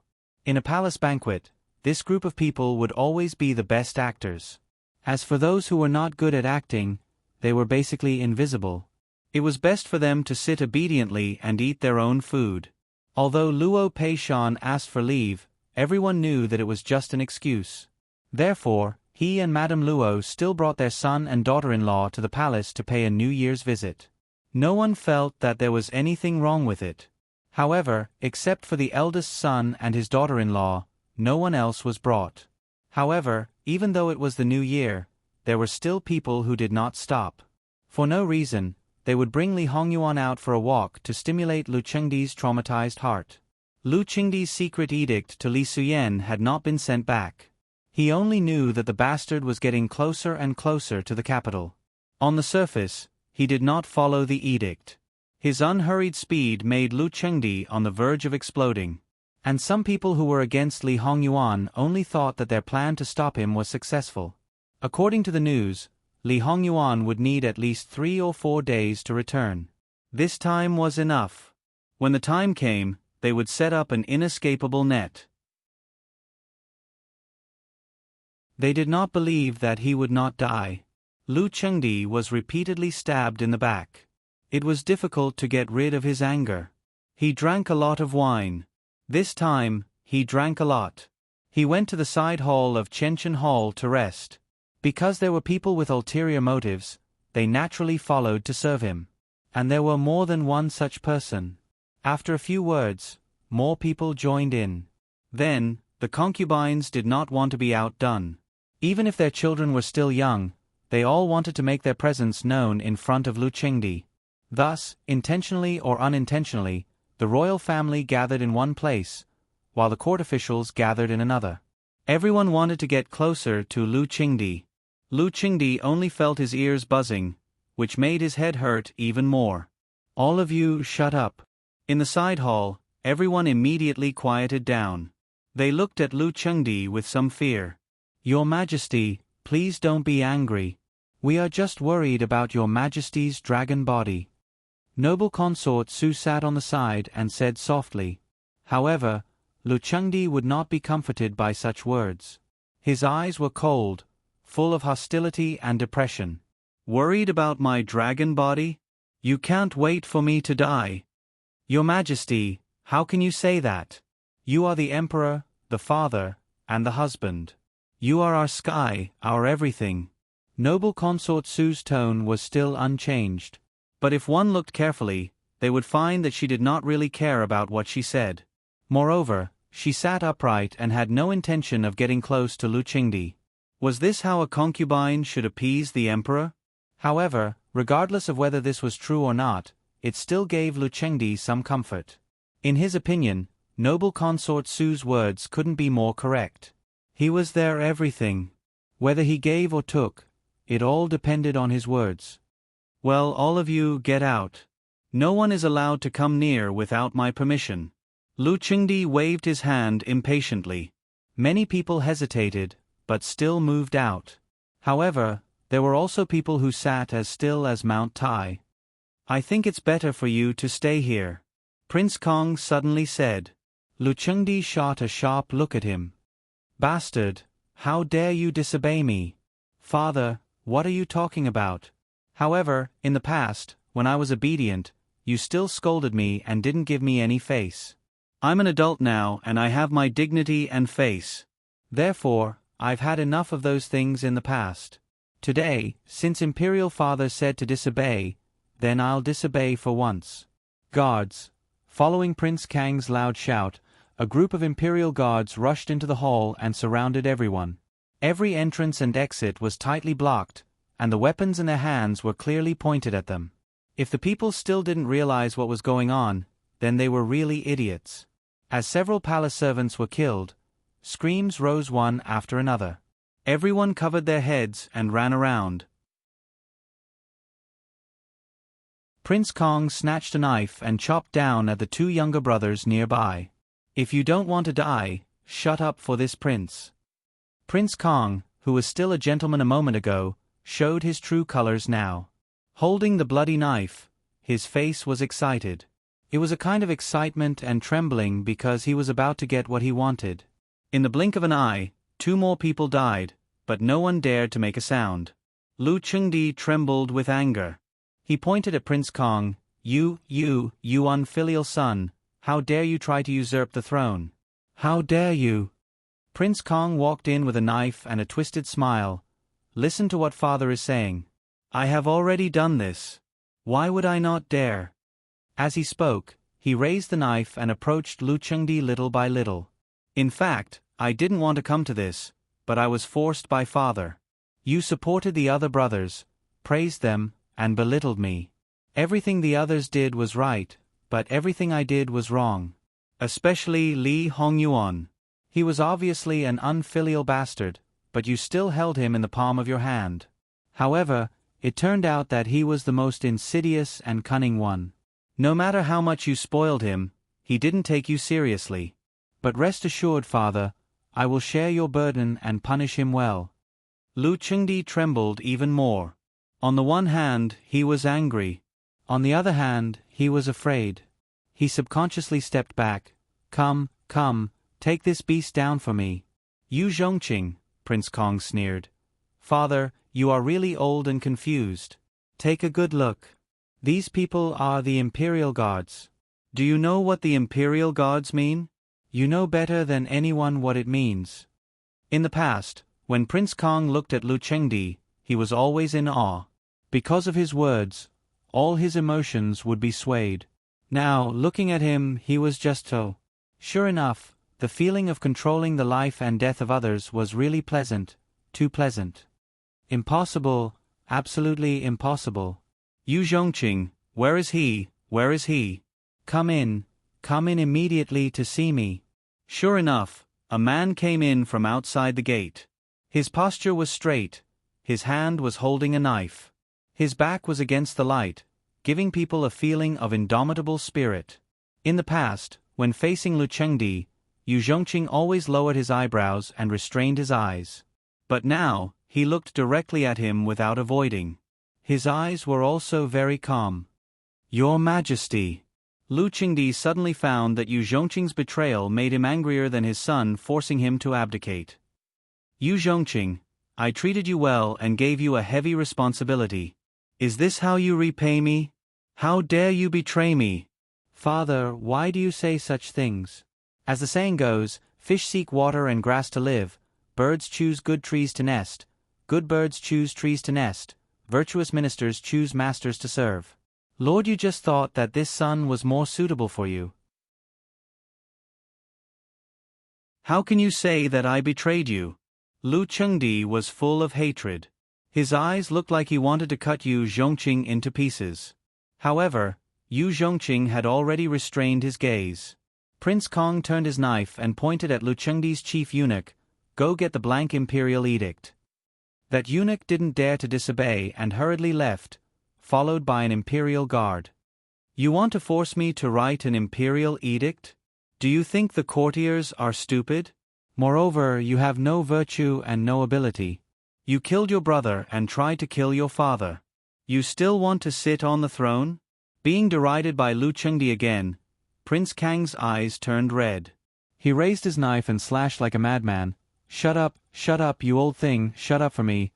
https://www.bicon.com/11/119975114.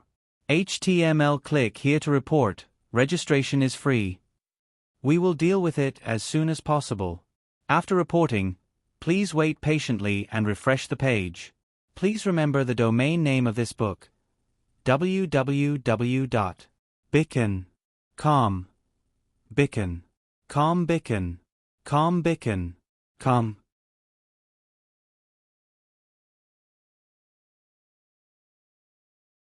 Chapter 582. One time, he waved it directly at Lu Chengdi. Although he didn't hurt him, the fear caused by the bloody blade passing through his eyes was unimaginable. Lu Chengdi was so scared that he was stiff all over and didn't dare to speak. After taking the thing, Prince Kong almost threw it in front of Lu Chengdi. Right. The biggest setback in Lu Chengdi's life was probably the imperial noble consort. The rest of his life was basically smooth sailing. Being threatened like this, he was naturally unwilling to be angry. He gritted his teeth and clenched his fists. His temples bulged and the veins on the back of his hands jumped. He glared at Prince Kong. "Father, are you really not going to thank me? If so, don't blame me for being ruthless." He walked toward his younger brothers with the saber. Just now, he had already killed 2 of them. If he killed another one, even if he killed all his brothers, no one would find it strange. Therefore, he subconsciously wanted to hide. However, even if he could hide from Prince Kong, he could not hide from the many imperial guards. However, one of them was still calm and sat there. He was Li Hongming, Prince Rue. As Prince Kang's #1 opponent, Prince Kang's first target was naturally him. He walked up to him, put the saber directly on his neck, and looked down at him condescendingly. Prince Kong was once fiercely suppressed by Prince Rue, which even made him feel breathless. He knew very well that some of the officials who were secretly loyal to him didn't think he was qualified to be an emperor. They assisted him only because of benefits. They praised Li Hongming more. But so what? Now, he was still at his mercy. That kind of pleasure was no less than when he confronted Lu Chengdi directly. "Li Hongming, you probably didn't expect this day to come." Prince Rue looked at him and slightly moved his eyes away. He saw that Yu Zhongqing had quietly walked over and this good brother didn't notice at all. Prince Rue sneered in his heart and pretended to be calm on the surface. "I really didn't expect this." "There was something else you didn't expect. As the saying goes, the ruler is the leader of the officials, and the father is the leader of the children. You are the official and the son, but you are so rebellious. Even if you succeed today, what can you do? With such immorality, even if you ascend the throne, how long can you sit on it? Li Hongming, don't be so righteous. Don't say that you don't want it. After so many years of fighting, who doesn't know who doesn't? This prince admits that this prince wants the throne, but this prince only wants to prove to Imperial Father that this prince is the most suitable candidate. If Imperial Father gives it to him, he will accept it. If he doesn't give it to him, he will have no complaints. Your disgraceful behavior, humph. Even at death's door, you still have this hypocritical face. Who are you putting on this act for?" Prince Kong pressed the knife in his hand on Prince Rue's shoulder and cut a hole. He didn't have the patience to continue talking nonsense with this defeated opponent, so he turned to Lu Chengdi. "Father, if you don't write, then I can only send my younger brothers away first. When I'm the only one left, can you pass the throne to an outsider?" Lu Chengdi's eyes were filled with hatred. Then he met Li Hongming's clear eyes, and his heart inexplicably ached. He trembled as he picked up the pen. In the end, he couldn't watch his eldest son kill his other sons, and he didn't want to die, so he could only choose to compromise. Noble consort Su looked at the Empress. The Empress raised a good son. He really resembles his mother. Knowing what happened today, even if the Empress was sick, she wouldn't be absent. She had been holding on. I can't compare with noble consort. Ever since the Empress fell ill, she didn't have the energy to meddle in Prince Kang's affairs. Whenever she thought about it more, the dosage of the medicine would increase. The weakness of her body also obliterated her ambition. Her last extravagant hope was probably the position of Empress Dowager. At least she would die a decent death. However, at this moment, compared with the son she looked down on, she was not so excited. She even felt a little uneasy. Not to mention other things, this Lady Su was really too calm. But this didn't seem like the appearance of a fish on the chopping block. The Empress's eyes fell on Yu Zhongqing. This commander of the Imperial Guards was also a little unusual. When she saw Yu Zhongqing quickly draw his knife, block the knife in her stupid son's hand from bottom to top, and put the knife on her son's neck, she knew that she didn't have time to remind him. However, even if she said it, it wouldn't change anything. She gave up. Even if there were other arrangements, she didn't think it would work. Looking at noble consort Su, she said, "See, in fact, I can't compare with noble consort." Compared to the Empress who accepted reality at the first moment, most of the others were stunned. Prince Kong, who was flaunting his power just now, became a fish on the chopping block in the blink of an eye. Wasn't this turn of events a little too fast? After being stunned for a moment, Prince Kong quickly turned into anger. He was a little stupid, but it didn't mean he was completely brainless. How could he not know the current situation? Yu Zhongqing, you dare to betray this prince. How dare you, how dare you? These words were very similar to what the Emperor said before. Eldest Imperial brother, save your strength. Prince Rue touched his neck, then looked at his fingers. They were stained with blood, but he knew the injury wasn't serious. He waved his hand and didn't care. He slowly straightened his sleeves and stood up. What betrayal? Official, you has only been loyal to Imperial Father from beginning to end. He only knew that you wanted to rebel and extort a confession, so he beat you at your own game and put on such a good show with this prince. It sounded so good, but who would believe it? In essence, wasn't he the same as Li Hongyi? Prince Kong was so angry that his face turned black.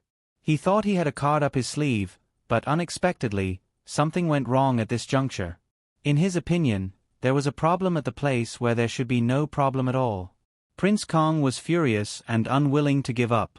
He struggled desperately, but how could his little strength be compared with Yu Zhongqing, the commander of the Imperial Guards?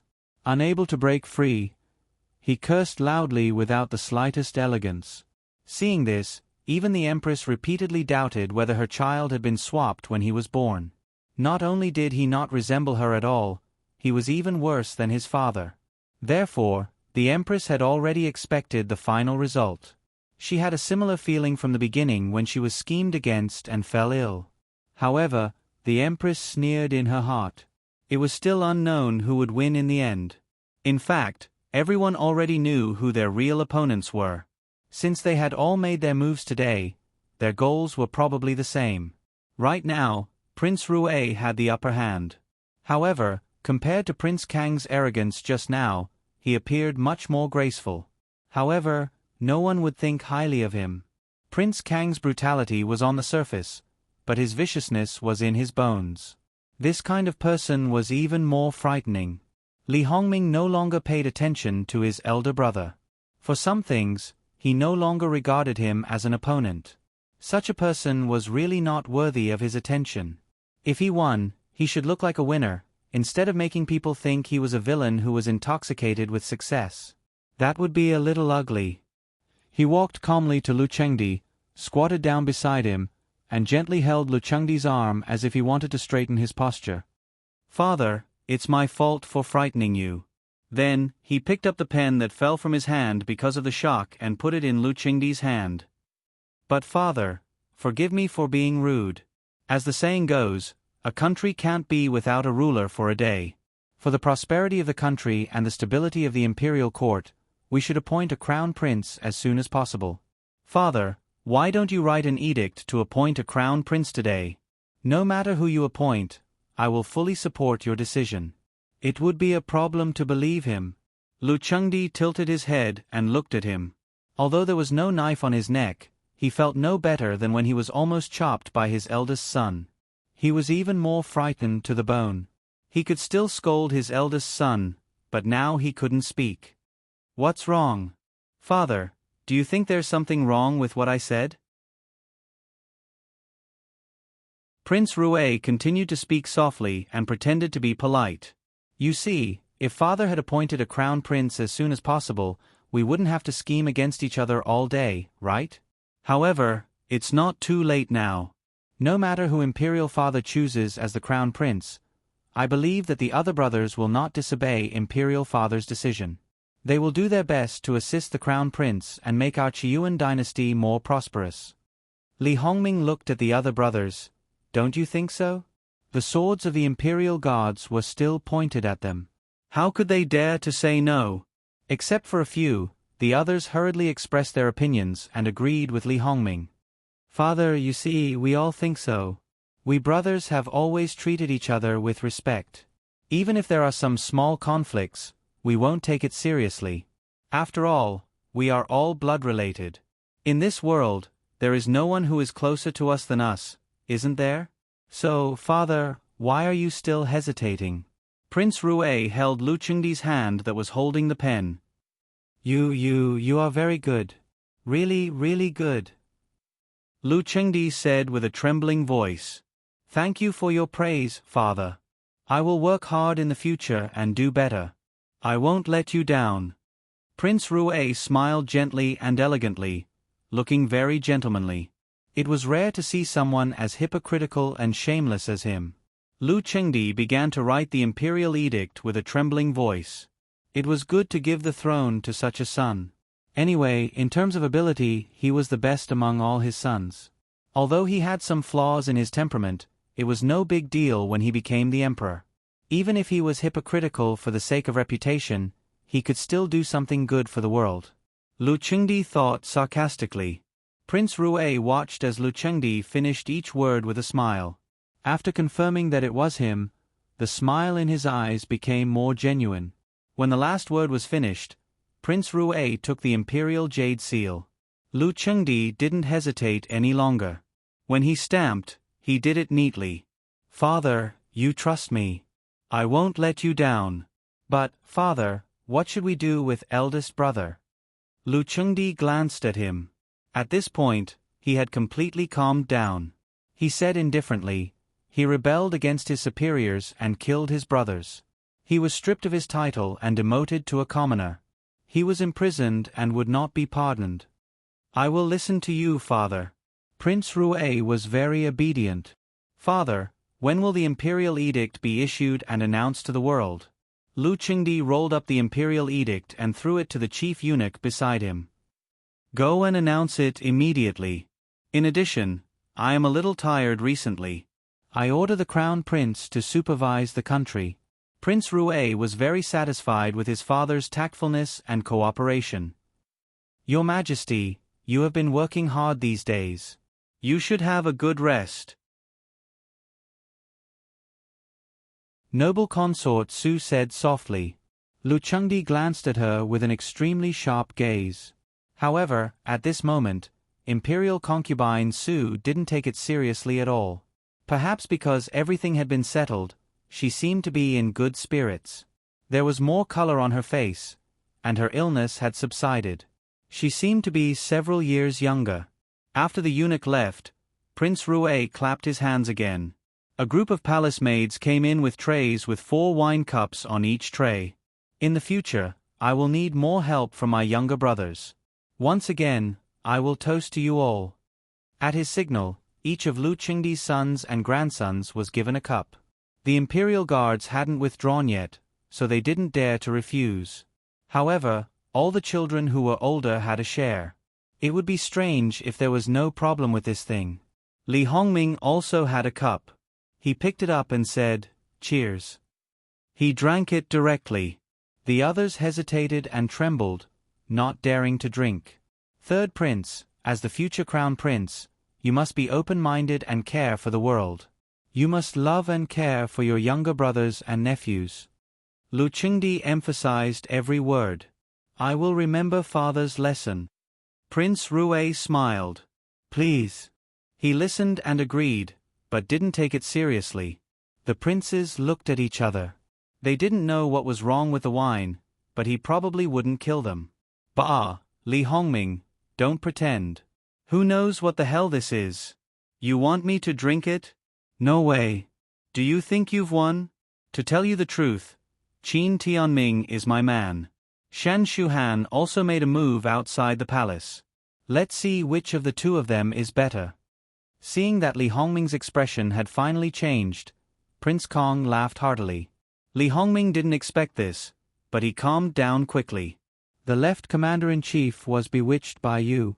That's why he was confused and made a mistake. Considering that he made a lot of contributions to Qi Yuan in the past, I believe father will be lenient and explain it to him.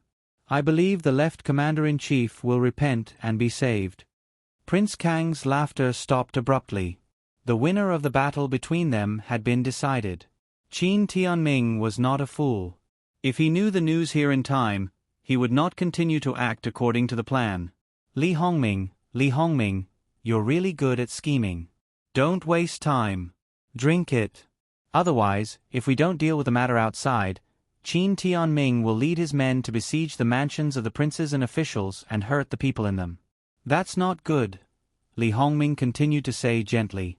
It was a threat. It was a hidden threat. If they didn't obey, they would be implicated. Moreover, if they didn't stop Qin Tianming in time, all the blame would be put on them. It was vicious. Therefore, they could only bite the bullet and drink it one by one. Those who didn't want to drink were forced to drink it. Lu Chengdi looked at him helplessly.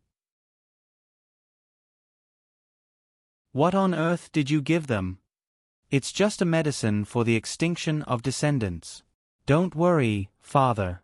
It won't harm their bodies. Lu Chengdi suddenly looked at him. His suppressed anger boiled again. Extinction of descendants, extinction of descendants, extinction of descendants. He had never thought that his son could be so insidious. Yes, he didn't kill anyone, but this move also prevented future troubles. Without descendants, how could he fight for the throne? No officials would help him. His goal was achieved, and his reputation was saved. Good. Lu Chengdi had to admit that he had underestimated him before. In that case, I hope you can give birth to a son as soon as possible. Otherwise, you won't be able to find a candidate to adopt your son. Or do you mean that your painstaking plan will help other people in the clan in the end? As long as it's the Li royal family, you won't let down your ancestors. Lu Chengdi sneered. Lu Chengdi's words inadvertently stepped on Li Hongming's sore spot. However, this kind of thing couldn't be exposed, otherwise, he would lose face. Father, you're only half right. A voice that everyone couldn't be more familiar with came from the door. Everyone turned to look at him in unison. Li Hongyuan walked in against the light. He was wearing a black robe, which made him look like a deity descending to the mortal world. He was handsome beyond compare. He walked in unhurriedly. Every step he took seemed to be measured with a ruler. Li Hongming was so shocked that he almost jumped up. When did you come back? Li Hongyuan smiled. It's such a wonderful show. Wouldn't it be a pity if I didn't come back and missed it? There were more than one or two people who were as shocked as Li Hongming. Lu Chengdi was no better. Imperial father probably doesn't know, but this son that you just made the crown prince has already been infected with the sterilization powder. Madame Lu being able to conceive a third child is already a great fortune. If you want him to give you an imperial grandson, I'm afraid it won't be easy. Li Hongyuan, don't talk nonsense. Li Hongming was furious that his wound was exposed so easily. Li Hongyuan glanced at him lightly and declined to comment. Speaking of which, I have to thank third imperial brother. Everything that should be dealt with has been dealt with cleanly, saving me the trouble of having to do it myself. Bastard, you're really ambitious. I used to love and trust you so much. Lu Chengdi said angrily. Trust? Love? Who cares? Li Hongyuan said indifferently, not taking Lu Chengdi seriously at all. To me, if it weren't for the fact that you still have some use, do you think you could have survived until now? His words were even more impolite. Lu Chengdi was so angry that he was panting, and his voice was like a bellows. Li Hongyuan, how dare you be so rebellious? Lord, you kill him. Father won't say anything even if you execute him on the spot. Li Hongming didn't care about his reputation now. If Li Hongyuan didn't die, he would definitely be a big trouble. Yu Zhongqing directly let go of Prince Kong and walked to Li Hongyuan with his saber. When everyone thought that the two would fight immediately, Yu Zhongqing sheathed his saber. Greetings, Your Highness. Li Hongyuan casually waved his hand, and Yu Zhongqing walked behind him. The position where he stood was exactly the same as the position where he stood behind Lu Chengdi. It was a very defensive posture. Li Hongming's vision turned black. They all miscalculated. Li Hongyuan, this person hid much deeper than they expected. Li Hongyuan, do you think you can become the right commander? Right commander?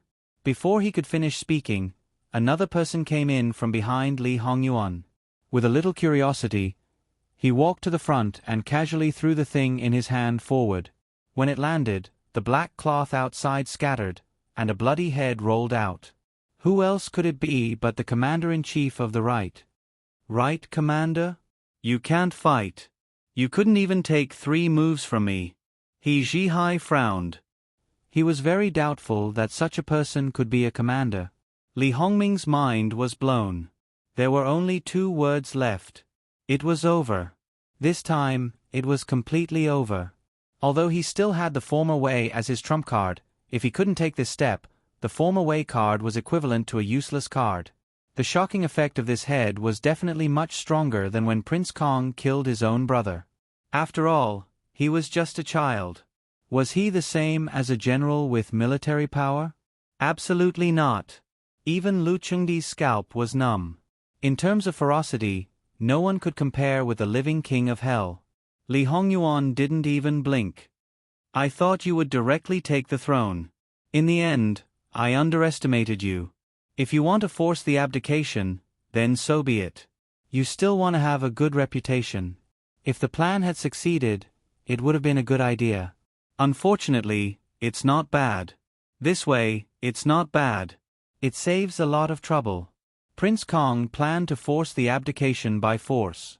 In order to gain the recognition of the officials, besides capturing them, he also needed to control their families. Prince Rue planned to let Shan Shuhan save people so that the officials would be grateful. He would become the crown prince and let the officials protect him step by step. Even if there were still many remnants of Li Hongyi, they wouldn't be a destructive threat to him. In this way, the restrictions of the former way would be reduced. However, Qin Tianming was Li Hongyuan's man. Naturally, he wouldn't act according to Li Hongyi's plan. Instead, he guarded against Shan Shuhan. Coincidentally, neither side touched the officials' houses. The 2 sides directly fought. Unfortunately, it was ruined by a bastard like you. Wait, Li Hongming thought of something. Li Hongyuan, Imperial Father's imperial edict to appoint me as the crown prince has already been issued. Moreover, don't forget that you're a devil. How can the officials agree to let you ascend the throne? Li Hongming became excited. He felt that he had grasped the opportunity to win. Li Hongyuan's lips curled into a mocking smile. Bring him in. Thus, the eunuch who had just gone out to announce the edict was dragged in like a little chick and thrown to the ground. Then, a bright yellow edict was handed to Li Hongyuan. https://www.bicken.com/11/11807/160414885. HTML. Please click here to report an error. Registration is not required. We will deal with it as soon as possible. After reporting, please wait patiently and refresh the page. Please remember the domain name of this book: www.bicken.com. Bicken.com mobile edition reading website. Bicken.com.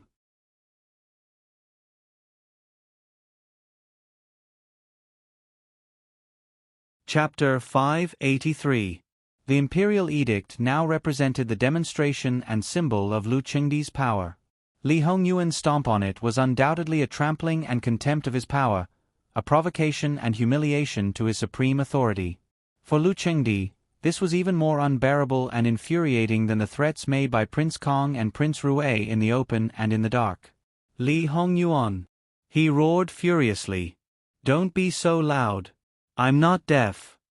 Li Hongyuan said disdainfully, save some words. I've been tired of hearing them for a long time. You can't come up with anything new. And don't accuse me of those crimes. Standing here is the best proof. What's wrong with the title? He laughed carelessly. I didn't take reputation seriously before, and I won't take it seriously in the future. If I want something, I must get it. It doesn't matter whether you give it to me or not. Whoever has the ability to take me down, just do it. If he does, I'll praise him for his ability. It was because of his indifferent attitude that he seemed invulnerable. You couldn't do anything to him.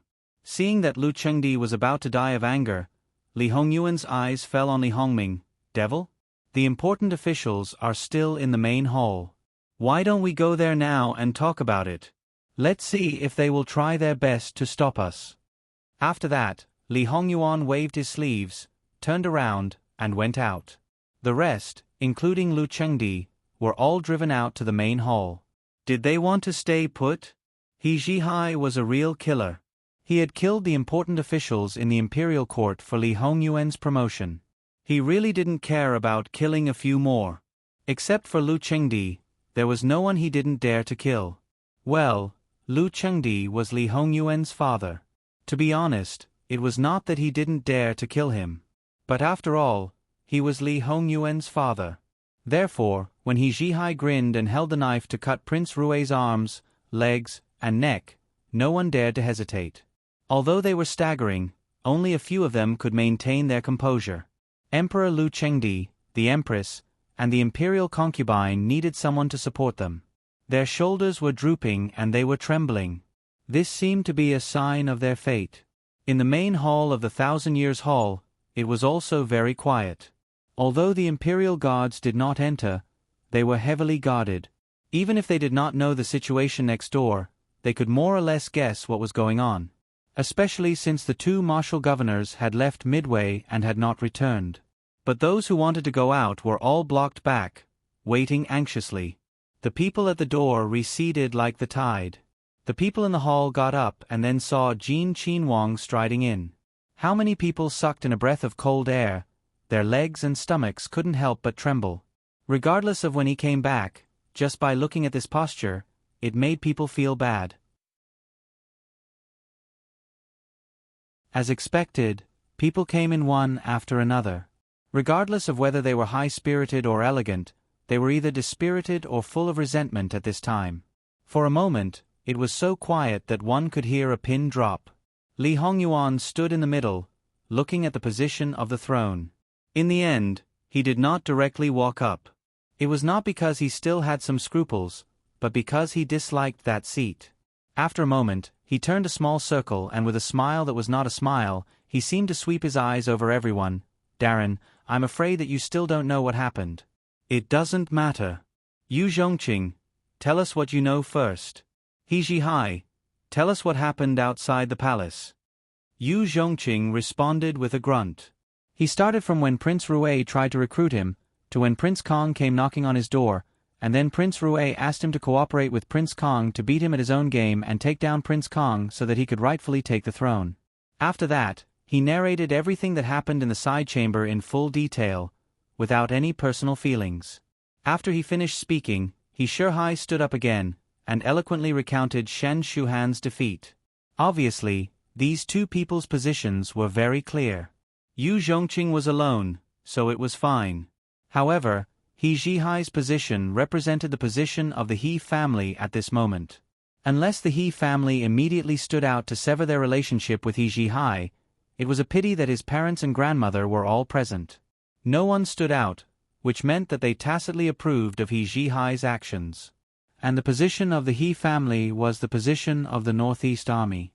The imperial edict that still had Li Hongyuan's footprints was also brought over and thrown on the ground not far from Li Hongyuan.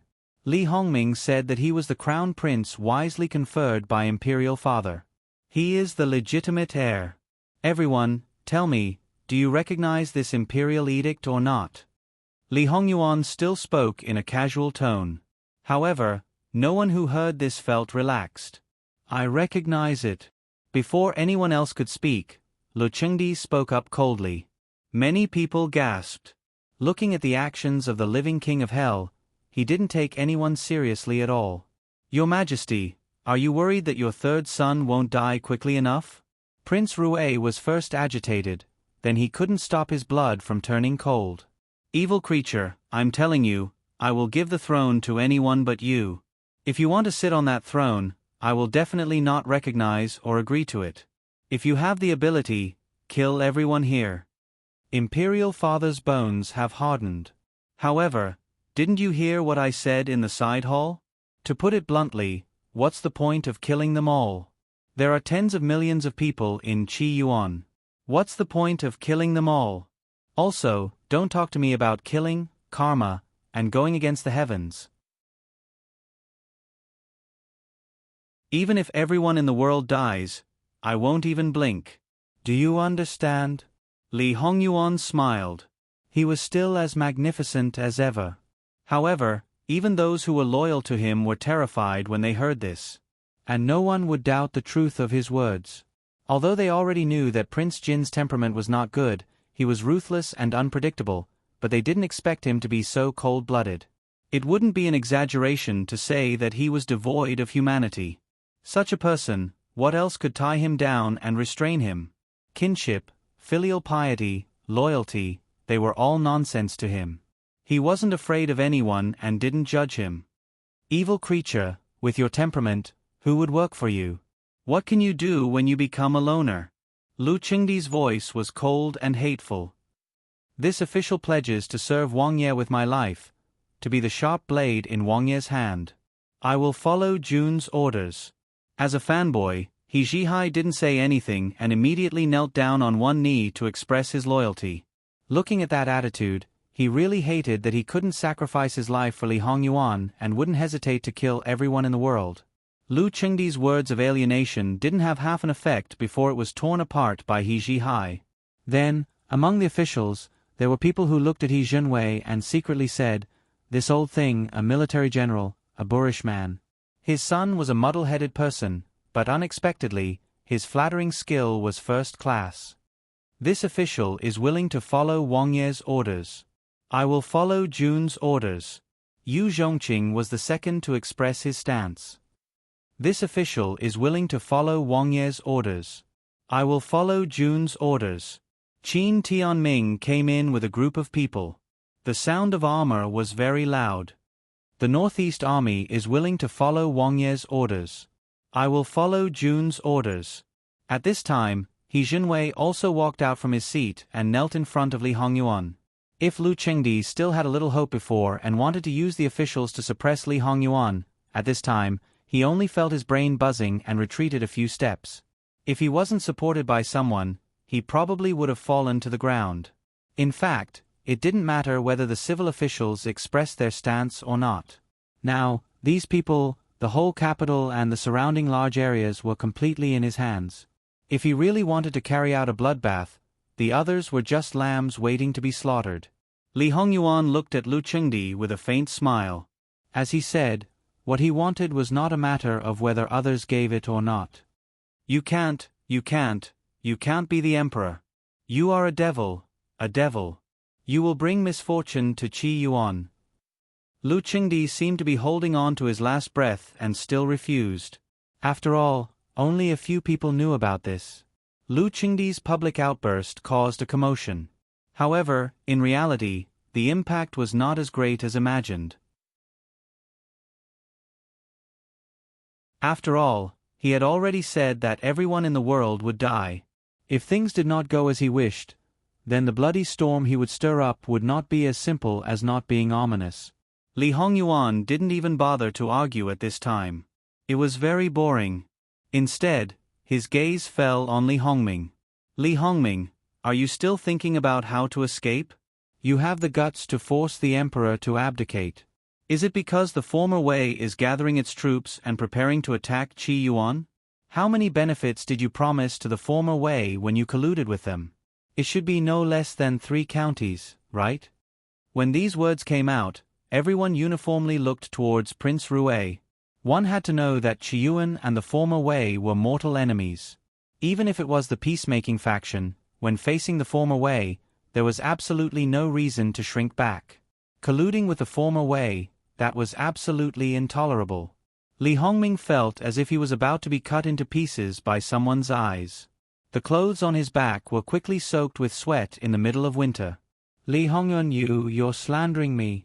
Li Hongyuan scoffed lightly, his gaze turning, landing on Lord Su, the Minister of Rights. As a member of the imperial family of the former Wei, coming to Qi Yuan to climb up and go through hardships, it has been hard on you. The Minister of Rights was originally very calm. Even if Prince Rue was defeated, he believed that Prince Rue would not betray him. Because whether he could make a comeback in the future depended on himself. However, he didn't expect that his old background would be exposed. However, with his strong self-control, he didn't show any emotions that he shouldn't have. At first, he was stunned. Then, he panicked and felt wronged. Your Highness, what are you saying? Your Highness, this official. You don't need to act. For me, there is no need for evidence. Your Highness, I have evidence to prove that Prince Rue colluded with the former Wei and committed treason. Princess Lu took this opportunity to stand up without hesitation. She didn't hesitate at all and directly knelt in front of Li Hongyuan. Originally, as Li Hongyuan's sister-in-law, she didn't need to be so courteous. Her actions only showed that she already regarded Li Hongyuan as the monarch. Prince Rue's eyes were red with anger. He pounced on her as if he wanted to strangle her to death. However, he was kicked aside by He Zhihai. Lucia, don't talk nonsense here. Get out of here, Prince Rue roared sternly. In fact, his actions proved that he was indeed colluding with the former Wei. Otherwise, no matter how well he usually pretended, he wouldn't have lost his composure like this. Lucia was unmoved. Her face was very calm. She took out the evidence she mentioned. It was enough to show that she was prepared and cautious enough. There were a few letters. They weren't just from Lord Su. There were also letters from the former Wei Emperor. Li Hongyuan casually opened them and took a look. These letters weren't originals. He knew that it was good enough that Lucia could see the letters. If she tried to steal the originals, she probably would have died without a burial place. Where are the originals? Are they still here? Replying to Your Highness, they should still be here. Li Hongming has always been suspicious and cautious. He wouldn't easily burn such important things. There should be a secret compartment in his study. Li Hongyuan nodded slightly. He didn't need evidence. He only needed to see some information. Therefore, it didn't matter whether the originals were here or not. What do you want? I only ask that Your Highness spare my 3 daughters. They are girls and won't be a threat to Your Highness. Since she saw through it, this was all she asked. Yes, Your Highness. Whether Princess Lu was sincere or not, she was not a person like Ruan Fengfei. She was born and raised in Qi Yuan. Everything she cared about was in Qi Yuan. Therefore, she couldn't cause any trouble. Li Hongyuan didn't mind letting her go. After all, he wasn't a murderous maniac. Thank you, Your Highness. After getting what she wanted, Consort Lu felt relaxed. Even if she was a woman who betrayed her husband and would be condemned by everyone, she didn't care at all. Everyone looked at Princess Lu and had different opinions. As the saying went, the husband should be the wife's leader. As the husband, he should be the wife's everything. A woman who stabbed her husband in the back would be scolded badly. However, as women, especially mothers, they could understand her behavior. Therefore, they just sighed in their hearts and didn't say anything. However, when they looked at Li Hongming, they felt that he was unlucky. The first time he was stabbed in the back by the woman he slept with, he was demoted to a commoner. This second time he would probably be killed. Li Hongyuan still didn't let Lu Chengdi go. He looked at him with a smile and said, "This is the crown prince you admit. He betrayed the country. From these letters, we know that he promised 4 counties of the former Wei kingdom, millions of taels of silver, and many other rare treasures. If he really got his way, the power of Qi Yuan would be reduced by at least 30% in a short time. Will the former Wei kingdom give up? Will the southern Qi kingdom not take the opportunity to rob? The Xiongnu were beaten so badly that they are waiting for a chance to take them back. The day when the Qi Yuan will be divided is not far away." Lu Chengdi trembled. He couldn't even lift his hand. Finally, he couldn't stand it anymore. He spat out a mouthful of blood. Then, he blacked out completely. Once he fell, he would never have the chance to get up again. "Your Majesty." There were many people who were worried about him. However, after taking 2 steps forward, they paused. To be honest, once an old man lost his supreme power, he had nothing left. No one would revolve around him anymore. Everyone was looking at Li Hongyuan now. They would act according to his mood. Li Hongyuan was still indifferent. Send Imperial Father back to his chamber and call for the Imperial Physician. In addition, take Li Hongyi and Li Hongming into the prison and deal with them when Imperial Father wakes up.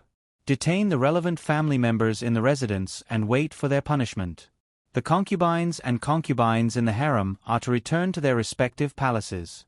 If Imperial Father is well, naturally everyone is well. If something happens, someone will have to be buried with him. As for the people who participated in the forced abdication, they will be thoroughly investigated by the blackguard. After that, Li Hongyuan flung his sleeves and left. The remaining people looked at each other. That was it. The 99 steps had already been taken. There was only 1 step left. Was he stuck here? At least finish it all in one go. It was the handover of the throne. Just write an imperial edict and stamp it with the imperial seal. How simple was that? Why didn't you carry out the high-pressure policy to the end? At least let those who had other thoughts succumb to your abuse of power. You didn't have any intention at all. Were you forcing those imperial censors to jump out and oppose? If they didn't jump out, they would be disloyal to their duties. How could they endure without an excuse? Quick, who could stop the King of Hell? With his character, if he continued to cause trouble, many people would die. Yuan, don't go. Don't go. Imperial concubine Su suddenly rushed out and fell at Li Hongyuan's feet. She grabbed his clothes. For the sake of our mother-son relationship, can you spare Imperial concubine mother? Imperial concubine mother loves you. Really, do you believe Imperial concubine mother? Yuan.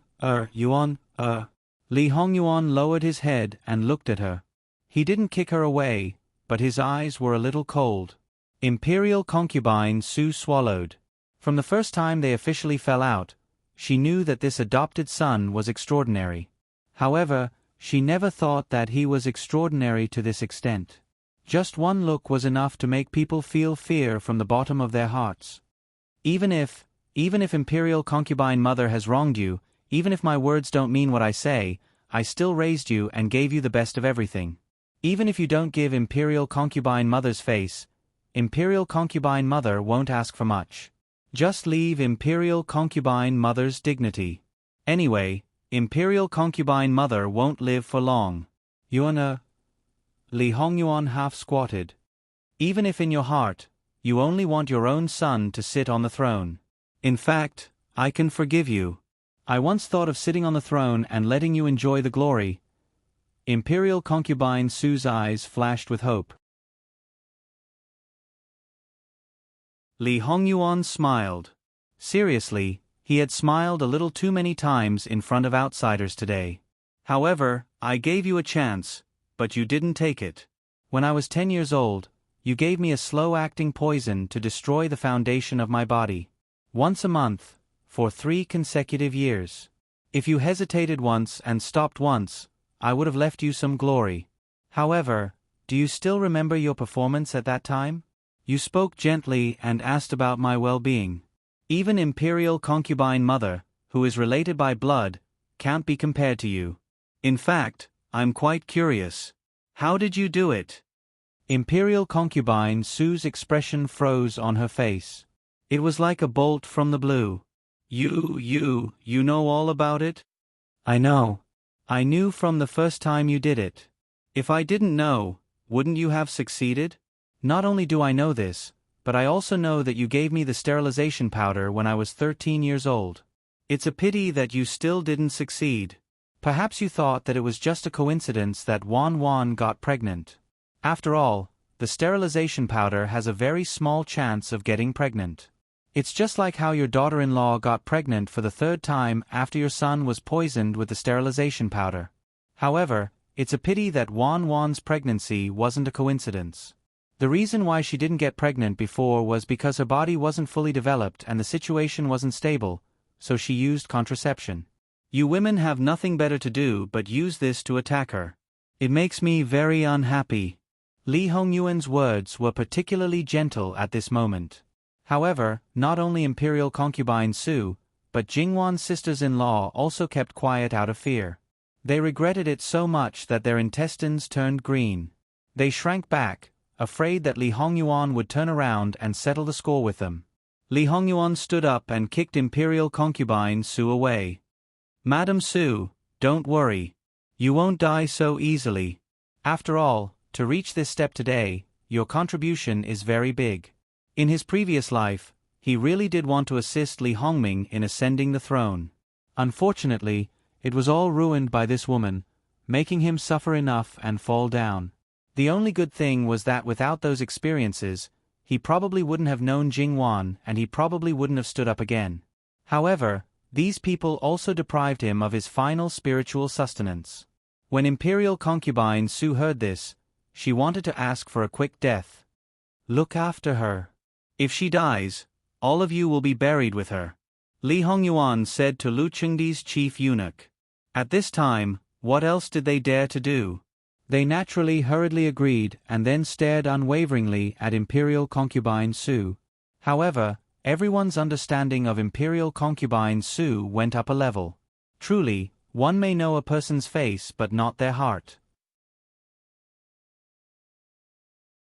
Her kindness to Jin Qinhuang was recognized both inside and outside the palace, but she was so ruthless behind his back. However, it seemed that Jin Qinhuang was even more terrifying. 10 years old, he didn't know anything, but he avoided all harm under the eyes of Imperial Concubine Su's people. Was he still human? He was simply an evildoer. Well, to a certain extent, Li Hongyuan was indeed an evildoer. However, in the end, they still overestimated him. In the end, he was only a human, not a god. In his previous life, he was a real child. How could he escape Imperial Concubine Su's schemes? It was because he didn't escape that later. Even if he ascended the throne and gathered the world's famous doctors and the best medicine, he still couldn't live for more than a few years. He was indeed the final winner, but he also suffered too much and lost too much. Li Hongyuan left the palace in a carefree manner, but the rest of the people were not so relaxed. However, as Jingwan's grandmother, old Madame Luo, took the lead at this time, the palace is in chaos. We should leave the palace and return to the Fu now. There will be a plan for what to do next. Many people agreed, especially those women with titles. They had suffered quite a bit of shock, so it was best to leave first. However, when they entered the palace, each and every one of them was estranged from the Luo family. At this time, they all unconsciously gathered around old Madame Luo. They didn't even care about their face and held old Madame Luo from head to toe.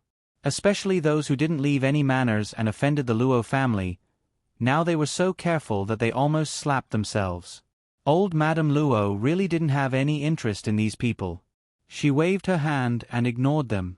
https://www.bicken.com/11/11807/160594424.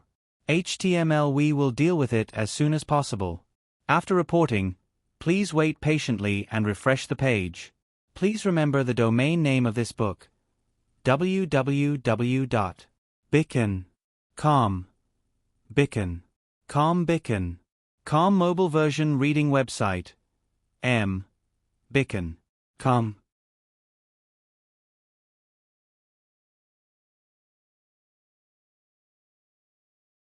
Chapter 584. The Imperial Guards obeyed Yu Zhongqing's orders and detained the relevant personnel. Of course, there were only 3 people at the scene, 2 princes and 1 minister. Prince Rue glared at Yu Zhongqing with hatred and unwillingness. Even if there was no way to salvage the situation, he still couldn't calm down. Yu Zhongqing, didn't you boast of being absolutely loyal to Fu Huang? How did you become Li Hongyuan's dog? What can he give you that this prince can't afford? Prince's brother-in-law colluded with others to defile this official's fiancée and caused her death.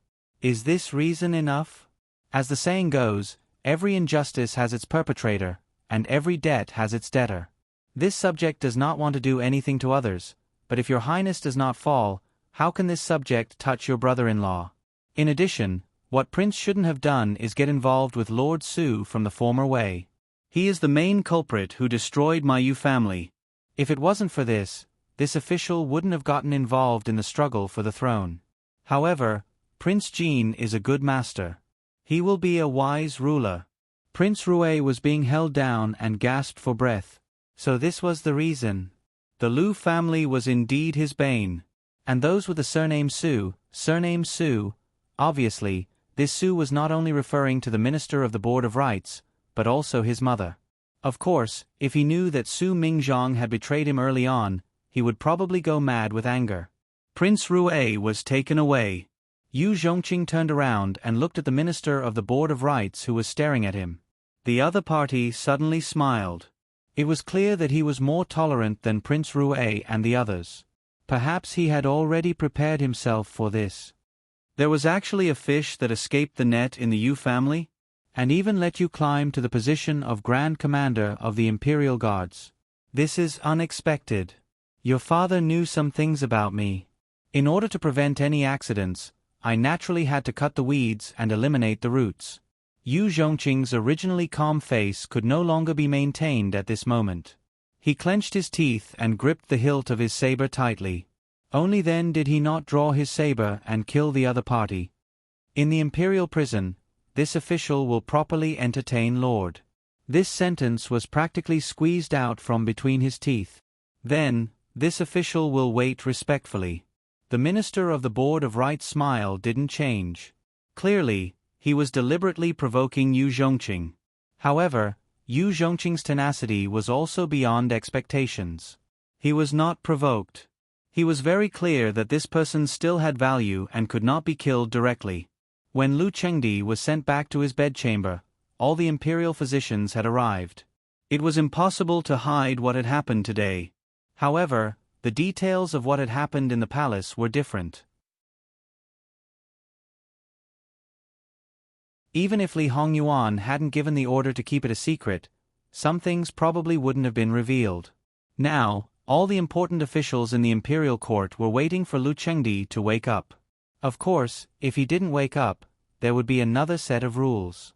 Seeing that Lu Chengdi wouldn't wake up for a while, it didn't matter. It wouldn't hinder them from dealing with other matters. However, they wouldn't wait forever.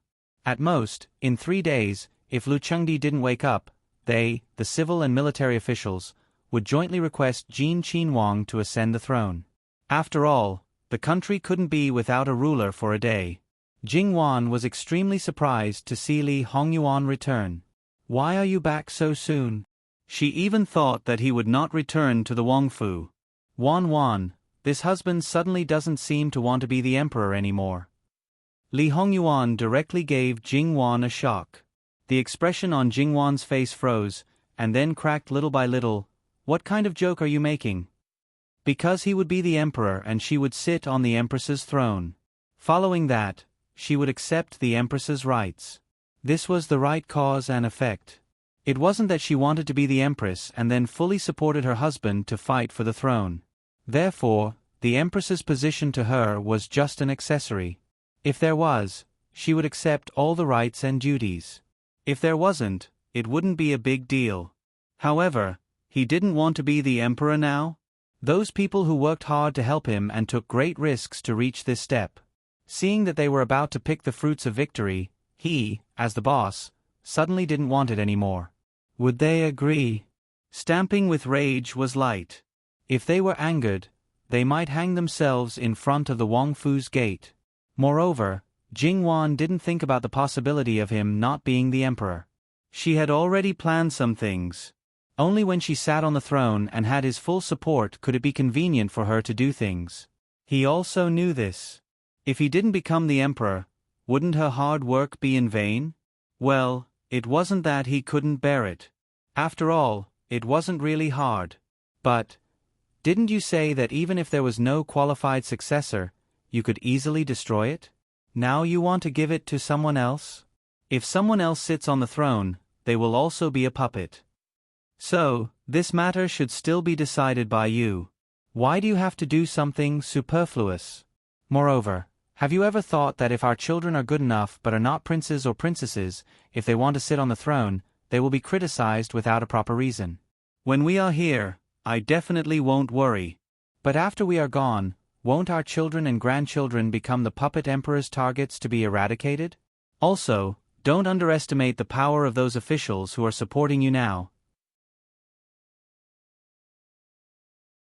Also, don't underestimate the power of the imperial family. For the sake of benefits, they can do anything. There are a lot of implications here. So, don't think about it all and be willful, okay? Jingwan was really helpless and couldn't help but poke his face with her hand. Can't you do less things that make people go crazy? Li Hongyuan grabbed Jingwan's hand and gently bit her white fingers. He smiled but didn't say anything. Hey, what do you mean? Give me a definite answer. Jingwan felt that he should be joking. But, this bastard, he really could do anything. If he acted up, she couldn't figure out what he was thinking. Jingwan was suddenly worried about her future. Once her husband had the right to speak in his hands, the entire world would be at his mercy. Sometimes he would play with it on a whim. It was a rhythm that would drive her crazy in a matter of minutes. So, he simply didn't want to be the emperor? However, thinking about it carefully, his ability to cause trouble didn't seem to weaken because he couldn't sit in that position.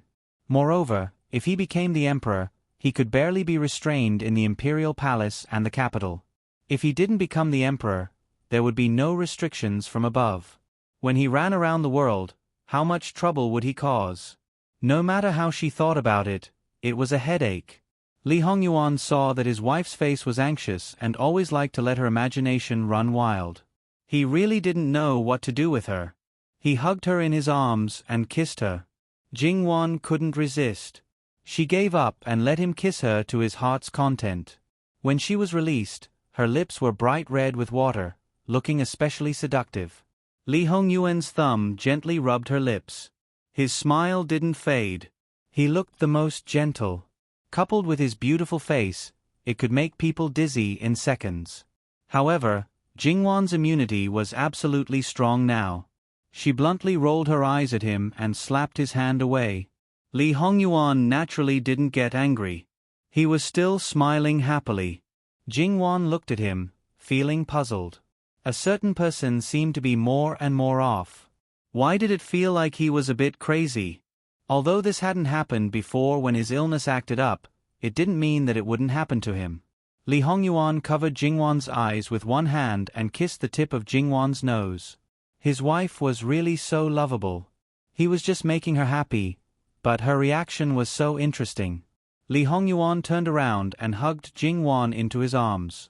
He rubbed his face against her hair. Things wouldn't change anymore. The only thing was... Li Hongyuan caressed Jingwan's stomach from time to time. His eyes were a bit gloomy. Jingwan nestled in his arms and raised her head to look at him. What's the situation in the palace? Originally, the Wang Fu was still waiting for people to come. In the end, there wasn't even a shadow. Jingwan expressed that she wasn't disappointed. Really, there wasn't even a bit of disappointment. According to the plan, the normal procedure of forcing the abdication was to control the emperor's ministers inside the palace and surround the various houses outside the palace. If it was an enemy's house, there would probably be a kill order. As the public enemy, Jin Qin Wang Fu would definitely be the #1 target to attack. Jin Qin Wang Fu attracted more firepower than just this. There were also countless riches. The result, Li Hongyuan gave a brief account of the situation in the palace. So to say, towards Prince Rui, it was us who underestimated him. Jingwan said flatly. However, even if they underestimated him, it was still the same. For example, they originally thought that he only had 60 points, but he achieved 80 points. In front of 200 points, he was still crushed. As for whether he really didn't want to be the emperor anymore, Jingwan didn't get a clear answer and didn't pursue it.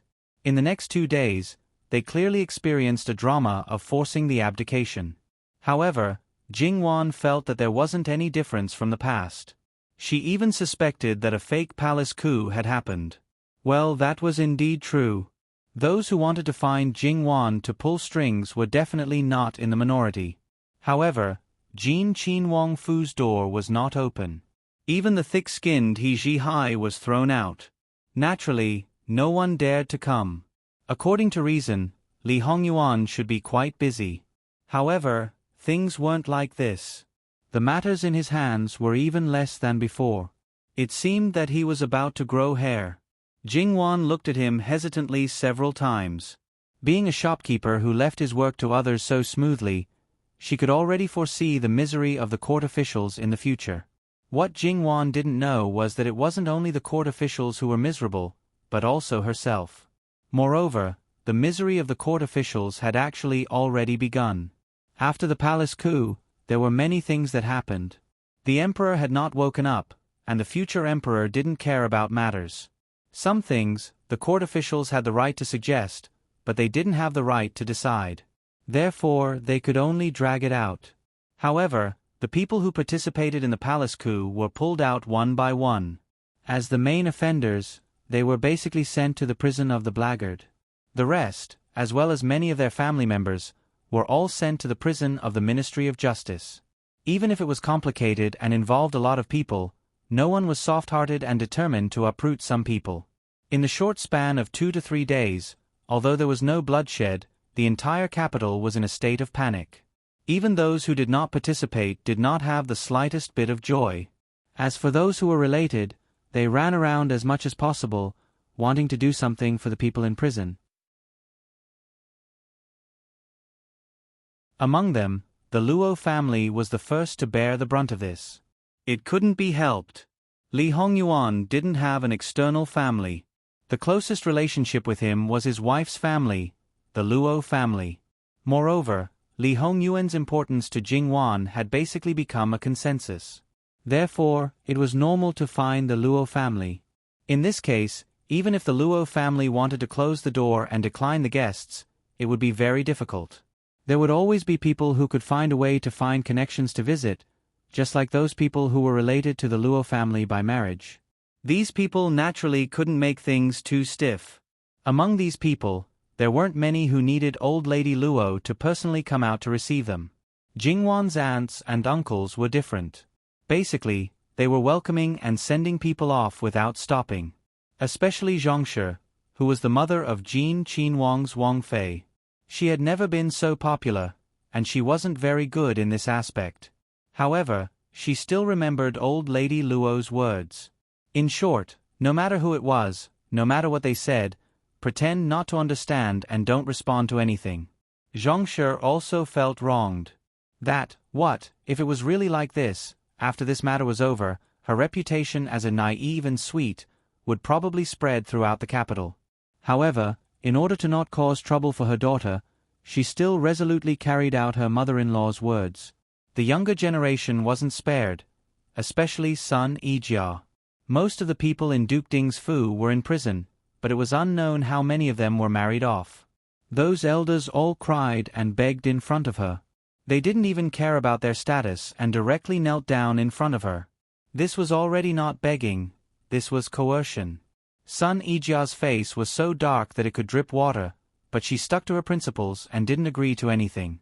It was obvious that this kind of attitude naturally angered those people. The crying and begging turned into shouting abuse. What heartless liver, no conscience, ungrateful wolf. These were actually more civilized. In the end, because the noise was too outrageous, they were driven away by old lady Luo's people. Sun Yijia didn't cry, but it could be seen that she was very uncomfortable. Looking at her made one's heart ache. If this was the case, it would be better for her to cry. The important ministers who weren't involved were still waiting outside Lu Cheng Emperor's bedroom. Out of the 4 ministers, there were only 3 left. Other than the Minister of Revenue who had already retired and no one had been arranged to fill the vacant position, there were only 3 of the remaining 5. Other than the Minister of Rights, the Minister of War had also retired. Wait for another half a day if Darren, His Majesty is awake.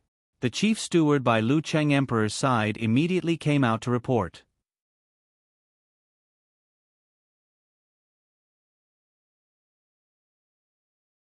Therefore, he must be covered up, whitewashed, and packaged. For example, the fact that he was a devil and participated in the forced abdication, not a single bit of it could be leaked out. Even if there were many people who knew about it, as long as they didn't have a problem with their brains, they would definitely not mention it. There was no need for Li Hongyuan to give a gag order, they would all take the initiative to seal it. Ruan Ruizhong had said everything that needed to be said. Then, he personally wrote an imperial edict for succession. Then, he sent the imperial edict and the imperial jade seal to Lu Cheng Emperor, asking the emperor to use the seal. And the current Lu Cheng Emperor simply didn't have the strength to pick up the imperial jade seal. Moreover, he was so coerced, it would be strange if he could use the seal. He also glared at Ruan Ruizhong with resentment and hatred, as if he never knew this capable Grand Secretary. Ruan Ruizhong lowered his eyebrows and restrained his gaze, appearing very respectful. He held Lu Cheng Emperor's hand and stamped the imperial jade seal. The anger in Lu Cheng Emperor's eyes almost condensed into substance. Afterwards, Ruan Ruizhong returned to his original position with the imperial jade seal. This official will solemnly obey the emperor's imperial edict. Getting up, he earnestly exhorted a few words to take good care of the emperor. The others saw the whole process in their eyes and gasped in amazement. Powerful ah, powerful ah. Even Luo Peishan sighed at his own inferiority. There are some things that must be done by someone. Ruan Ruizhong held the imperial edict and faintly sighed. This official is already so old, it's almost time. When the new emperor ascends the throne, I still need everyone's assistance. Everyone, this official will retire and return to his hometown. When the others heard this, they were mostly silent. They understood Ruan Ruizhong's meaning. He would take responsibility for this matter. Of course, it would be best if there were no problems. They had all seen Jin Qinhuang's attitude. Instead of letting him use bloody means to achieve his goal, it was better for them to give him a path and let him rightfully ascend the throne. This way, they could avoid the deaths and injuries of innocent people and also prevent a possible movement. Moreover, in terms of ability, Jin Qinhuang should be the best candidate. Although they had never seen him do anything, but they could catch a glimpse of what he did behind the scenes. The only thing they needed to worry about was probably his temperament. If he was really temperamental, alas. Luo Peishan shot a glance at Ruan Ruizhong and inwardly scolded the old fox. He didn't believe that he would be so righteous and sacrifice himself for others. This was clearly an opportunity to claim credit. However, if they didn't know what the other was doing behind the scenes, they might have been deceived. It was all the same. Just because he was Jin Qinhuang Fei's grandfather, if it was him who did it, he would definitely be seen as being selfish. If it was this old fox who did it, people would sigh and even bow to express their gratitude. Elder Cabinet is righteous and cares for the common people. We are not as good as you. Hearing this, Luo Peishan's lips moved and he lowered his head to prevent himself from accidentally not concealing his emotions. Let's not talk about it. Right now, the capital is in chaos.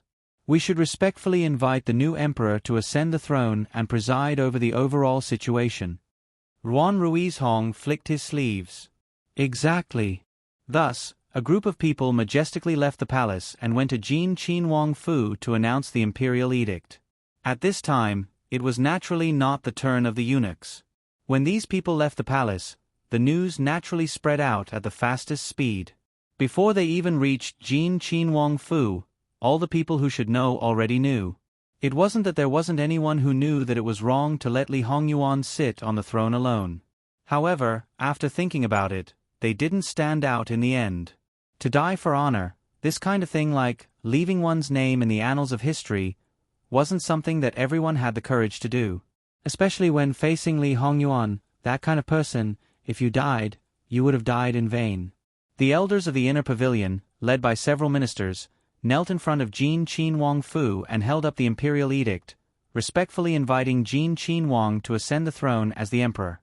And this imperial edict, although it was within expectations, Jingwan still felt that the efficiency was a bit high. It was done so quickly. There wasn't even a bit of struggle in his heart. Li Hongyuan seemed to see what she was thinking and pinched her lustrous white earlobe without earrings. The current court's outstanding talents are more than you expected. At any time, there was actually no lack of people with integrity. It was just that, sometimes it was hard to say. Then, Wang Ye, what do you want to do? Don't you plan to go out and receive the imperial edict? Seeing a certain someone who was indifferent, Jingwan always had a bad idea. They invited Ben Wang to ascend the throne, so Ben Wang will ascend the throne? Li Hongyuan cast a glance at her.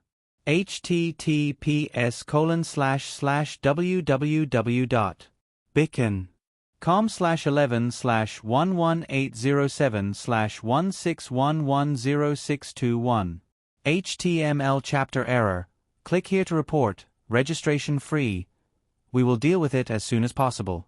After reporting, please wait patiently and refresh the page. Please remember the domain name of this book.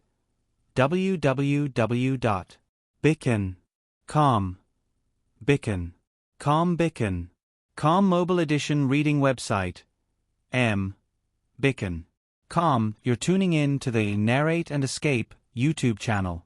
Don't forget to subscribe and join us on this journey to catch the most captivating stories.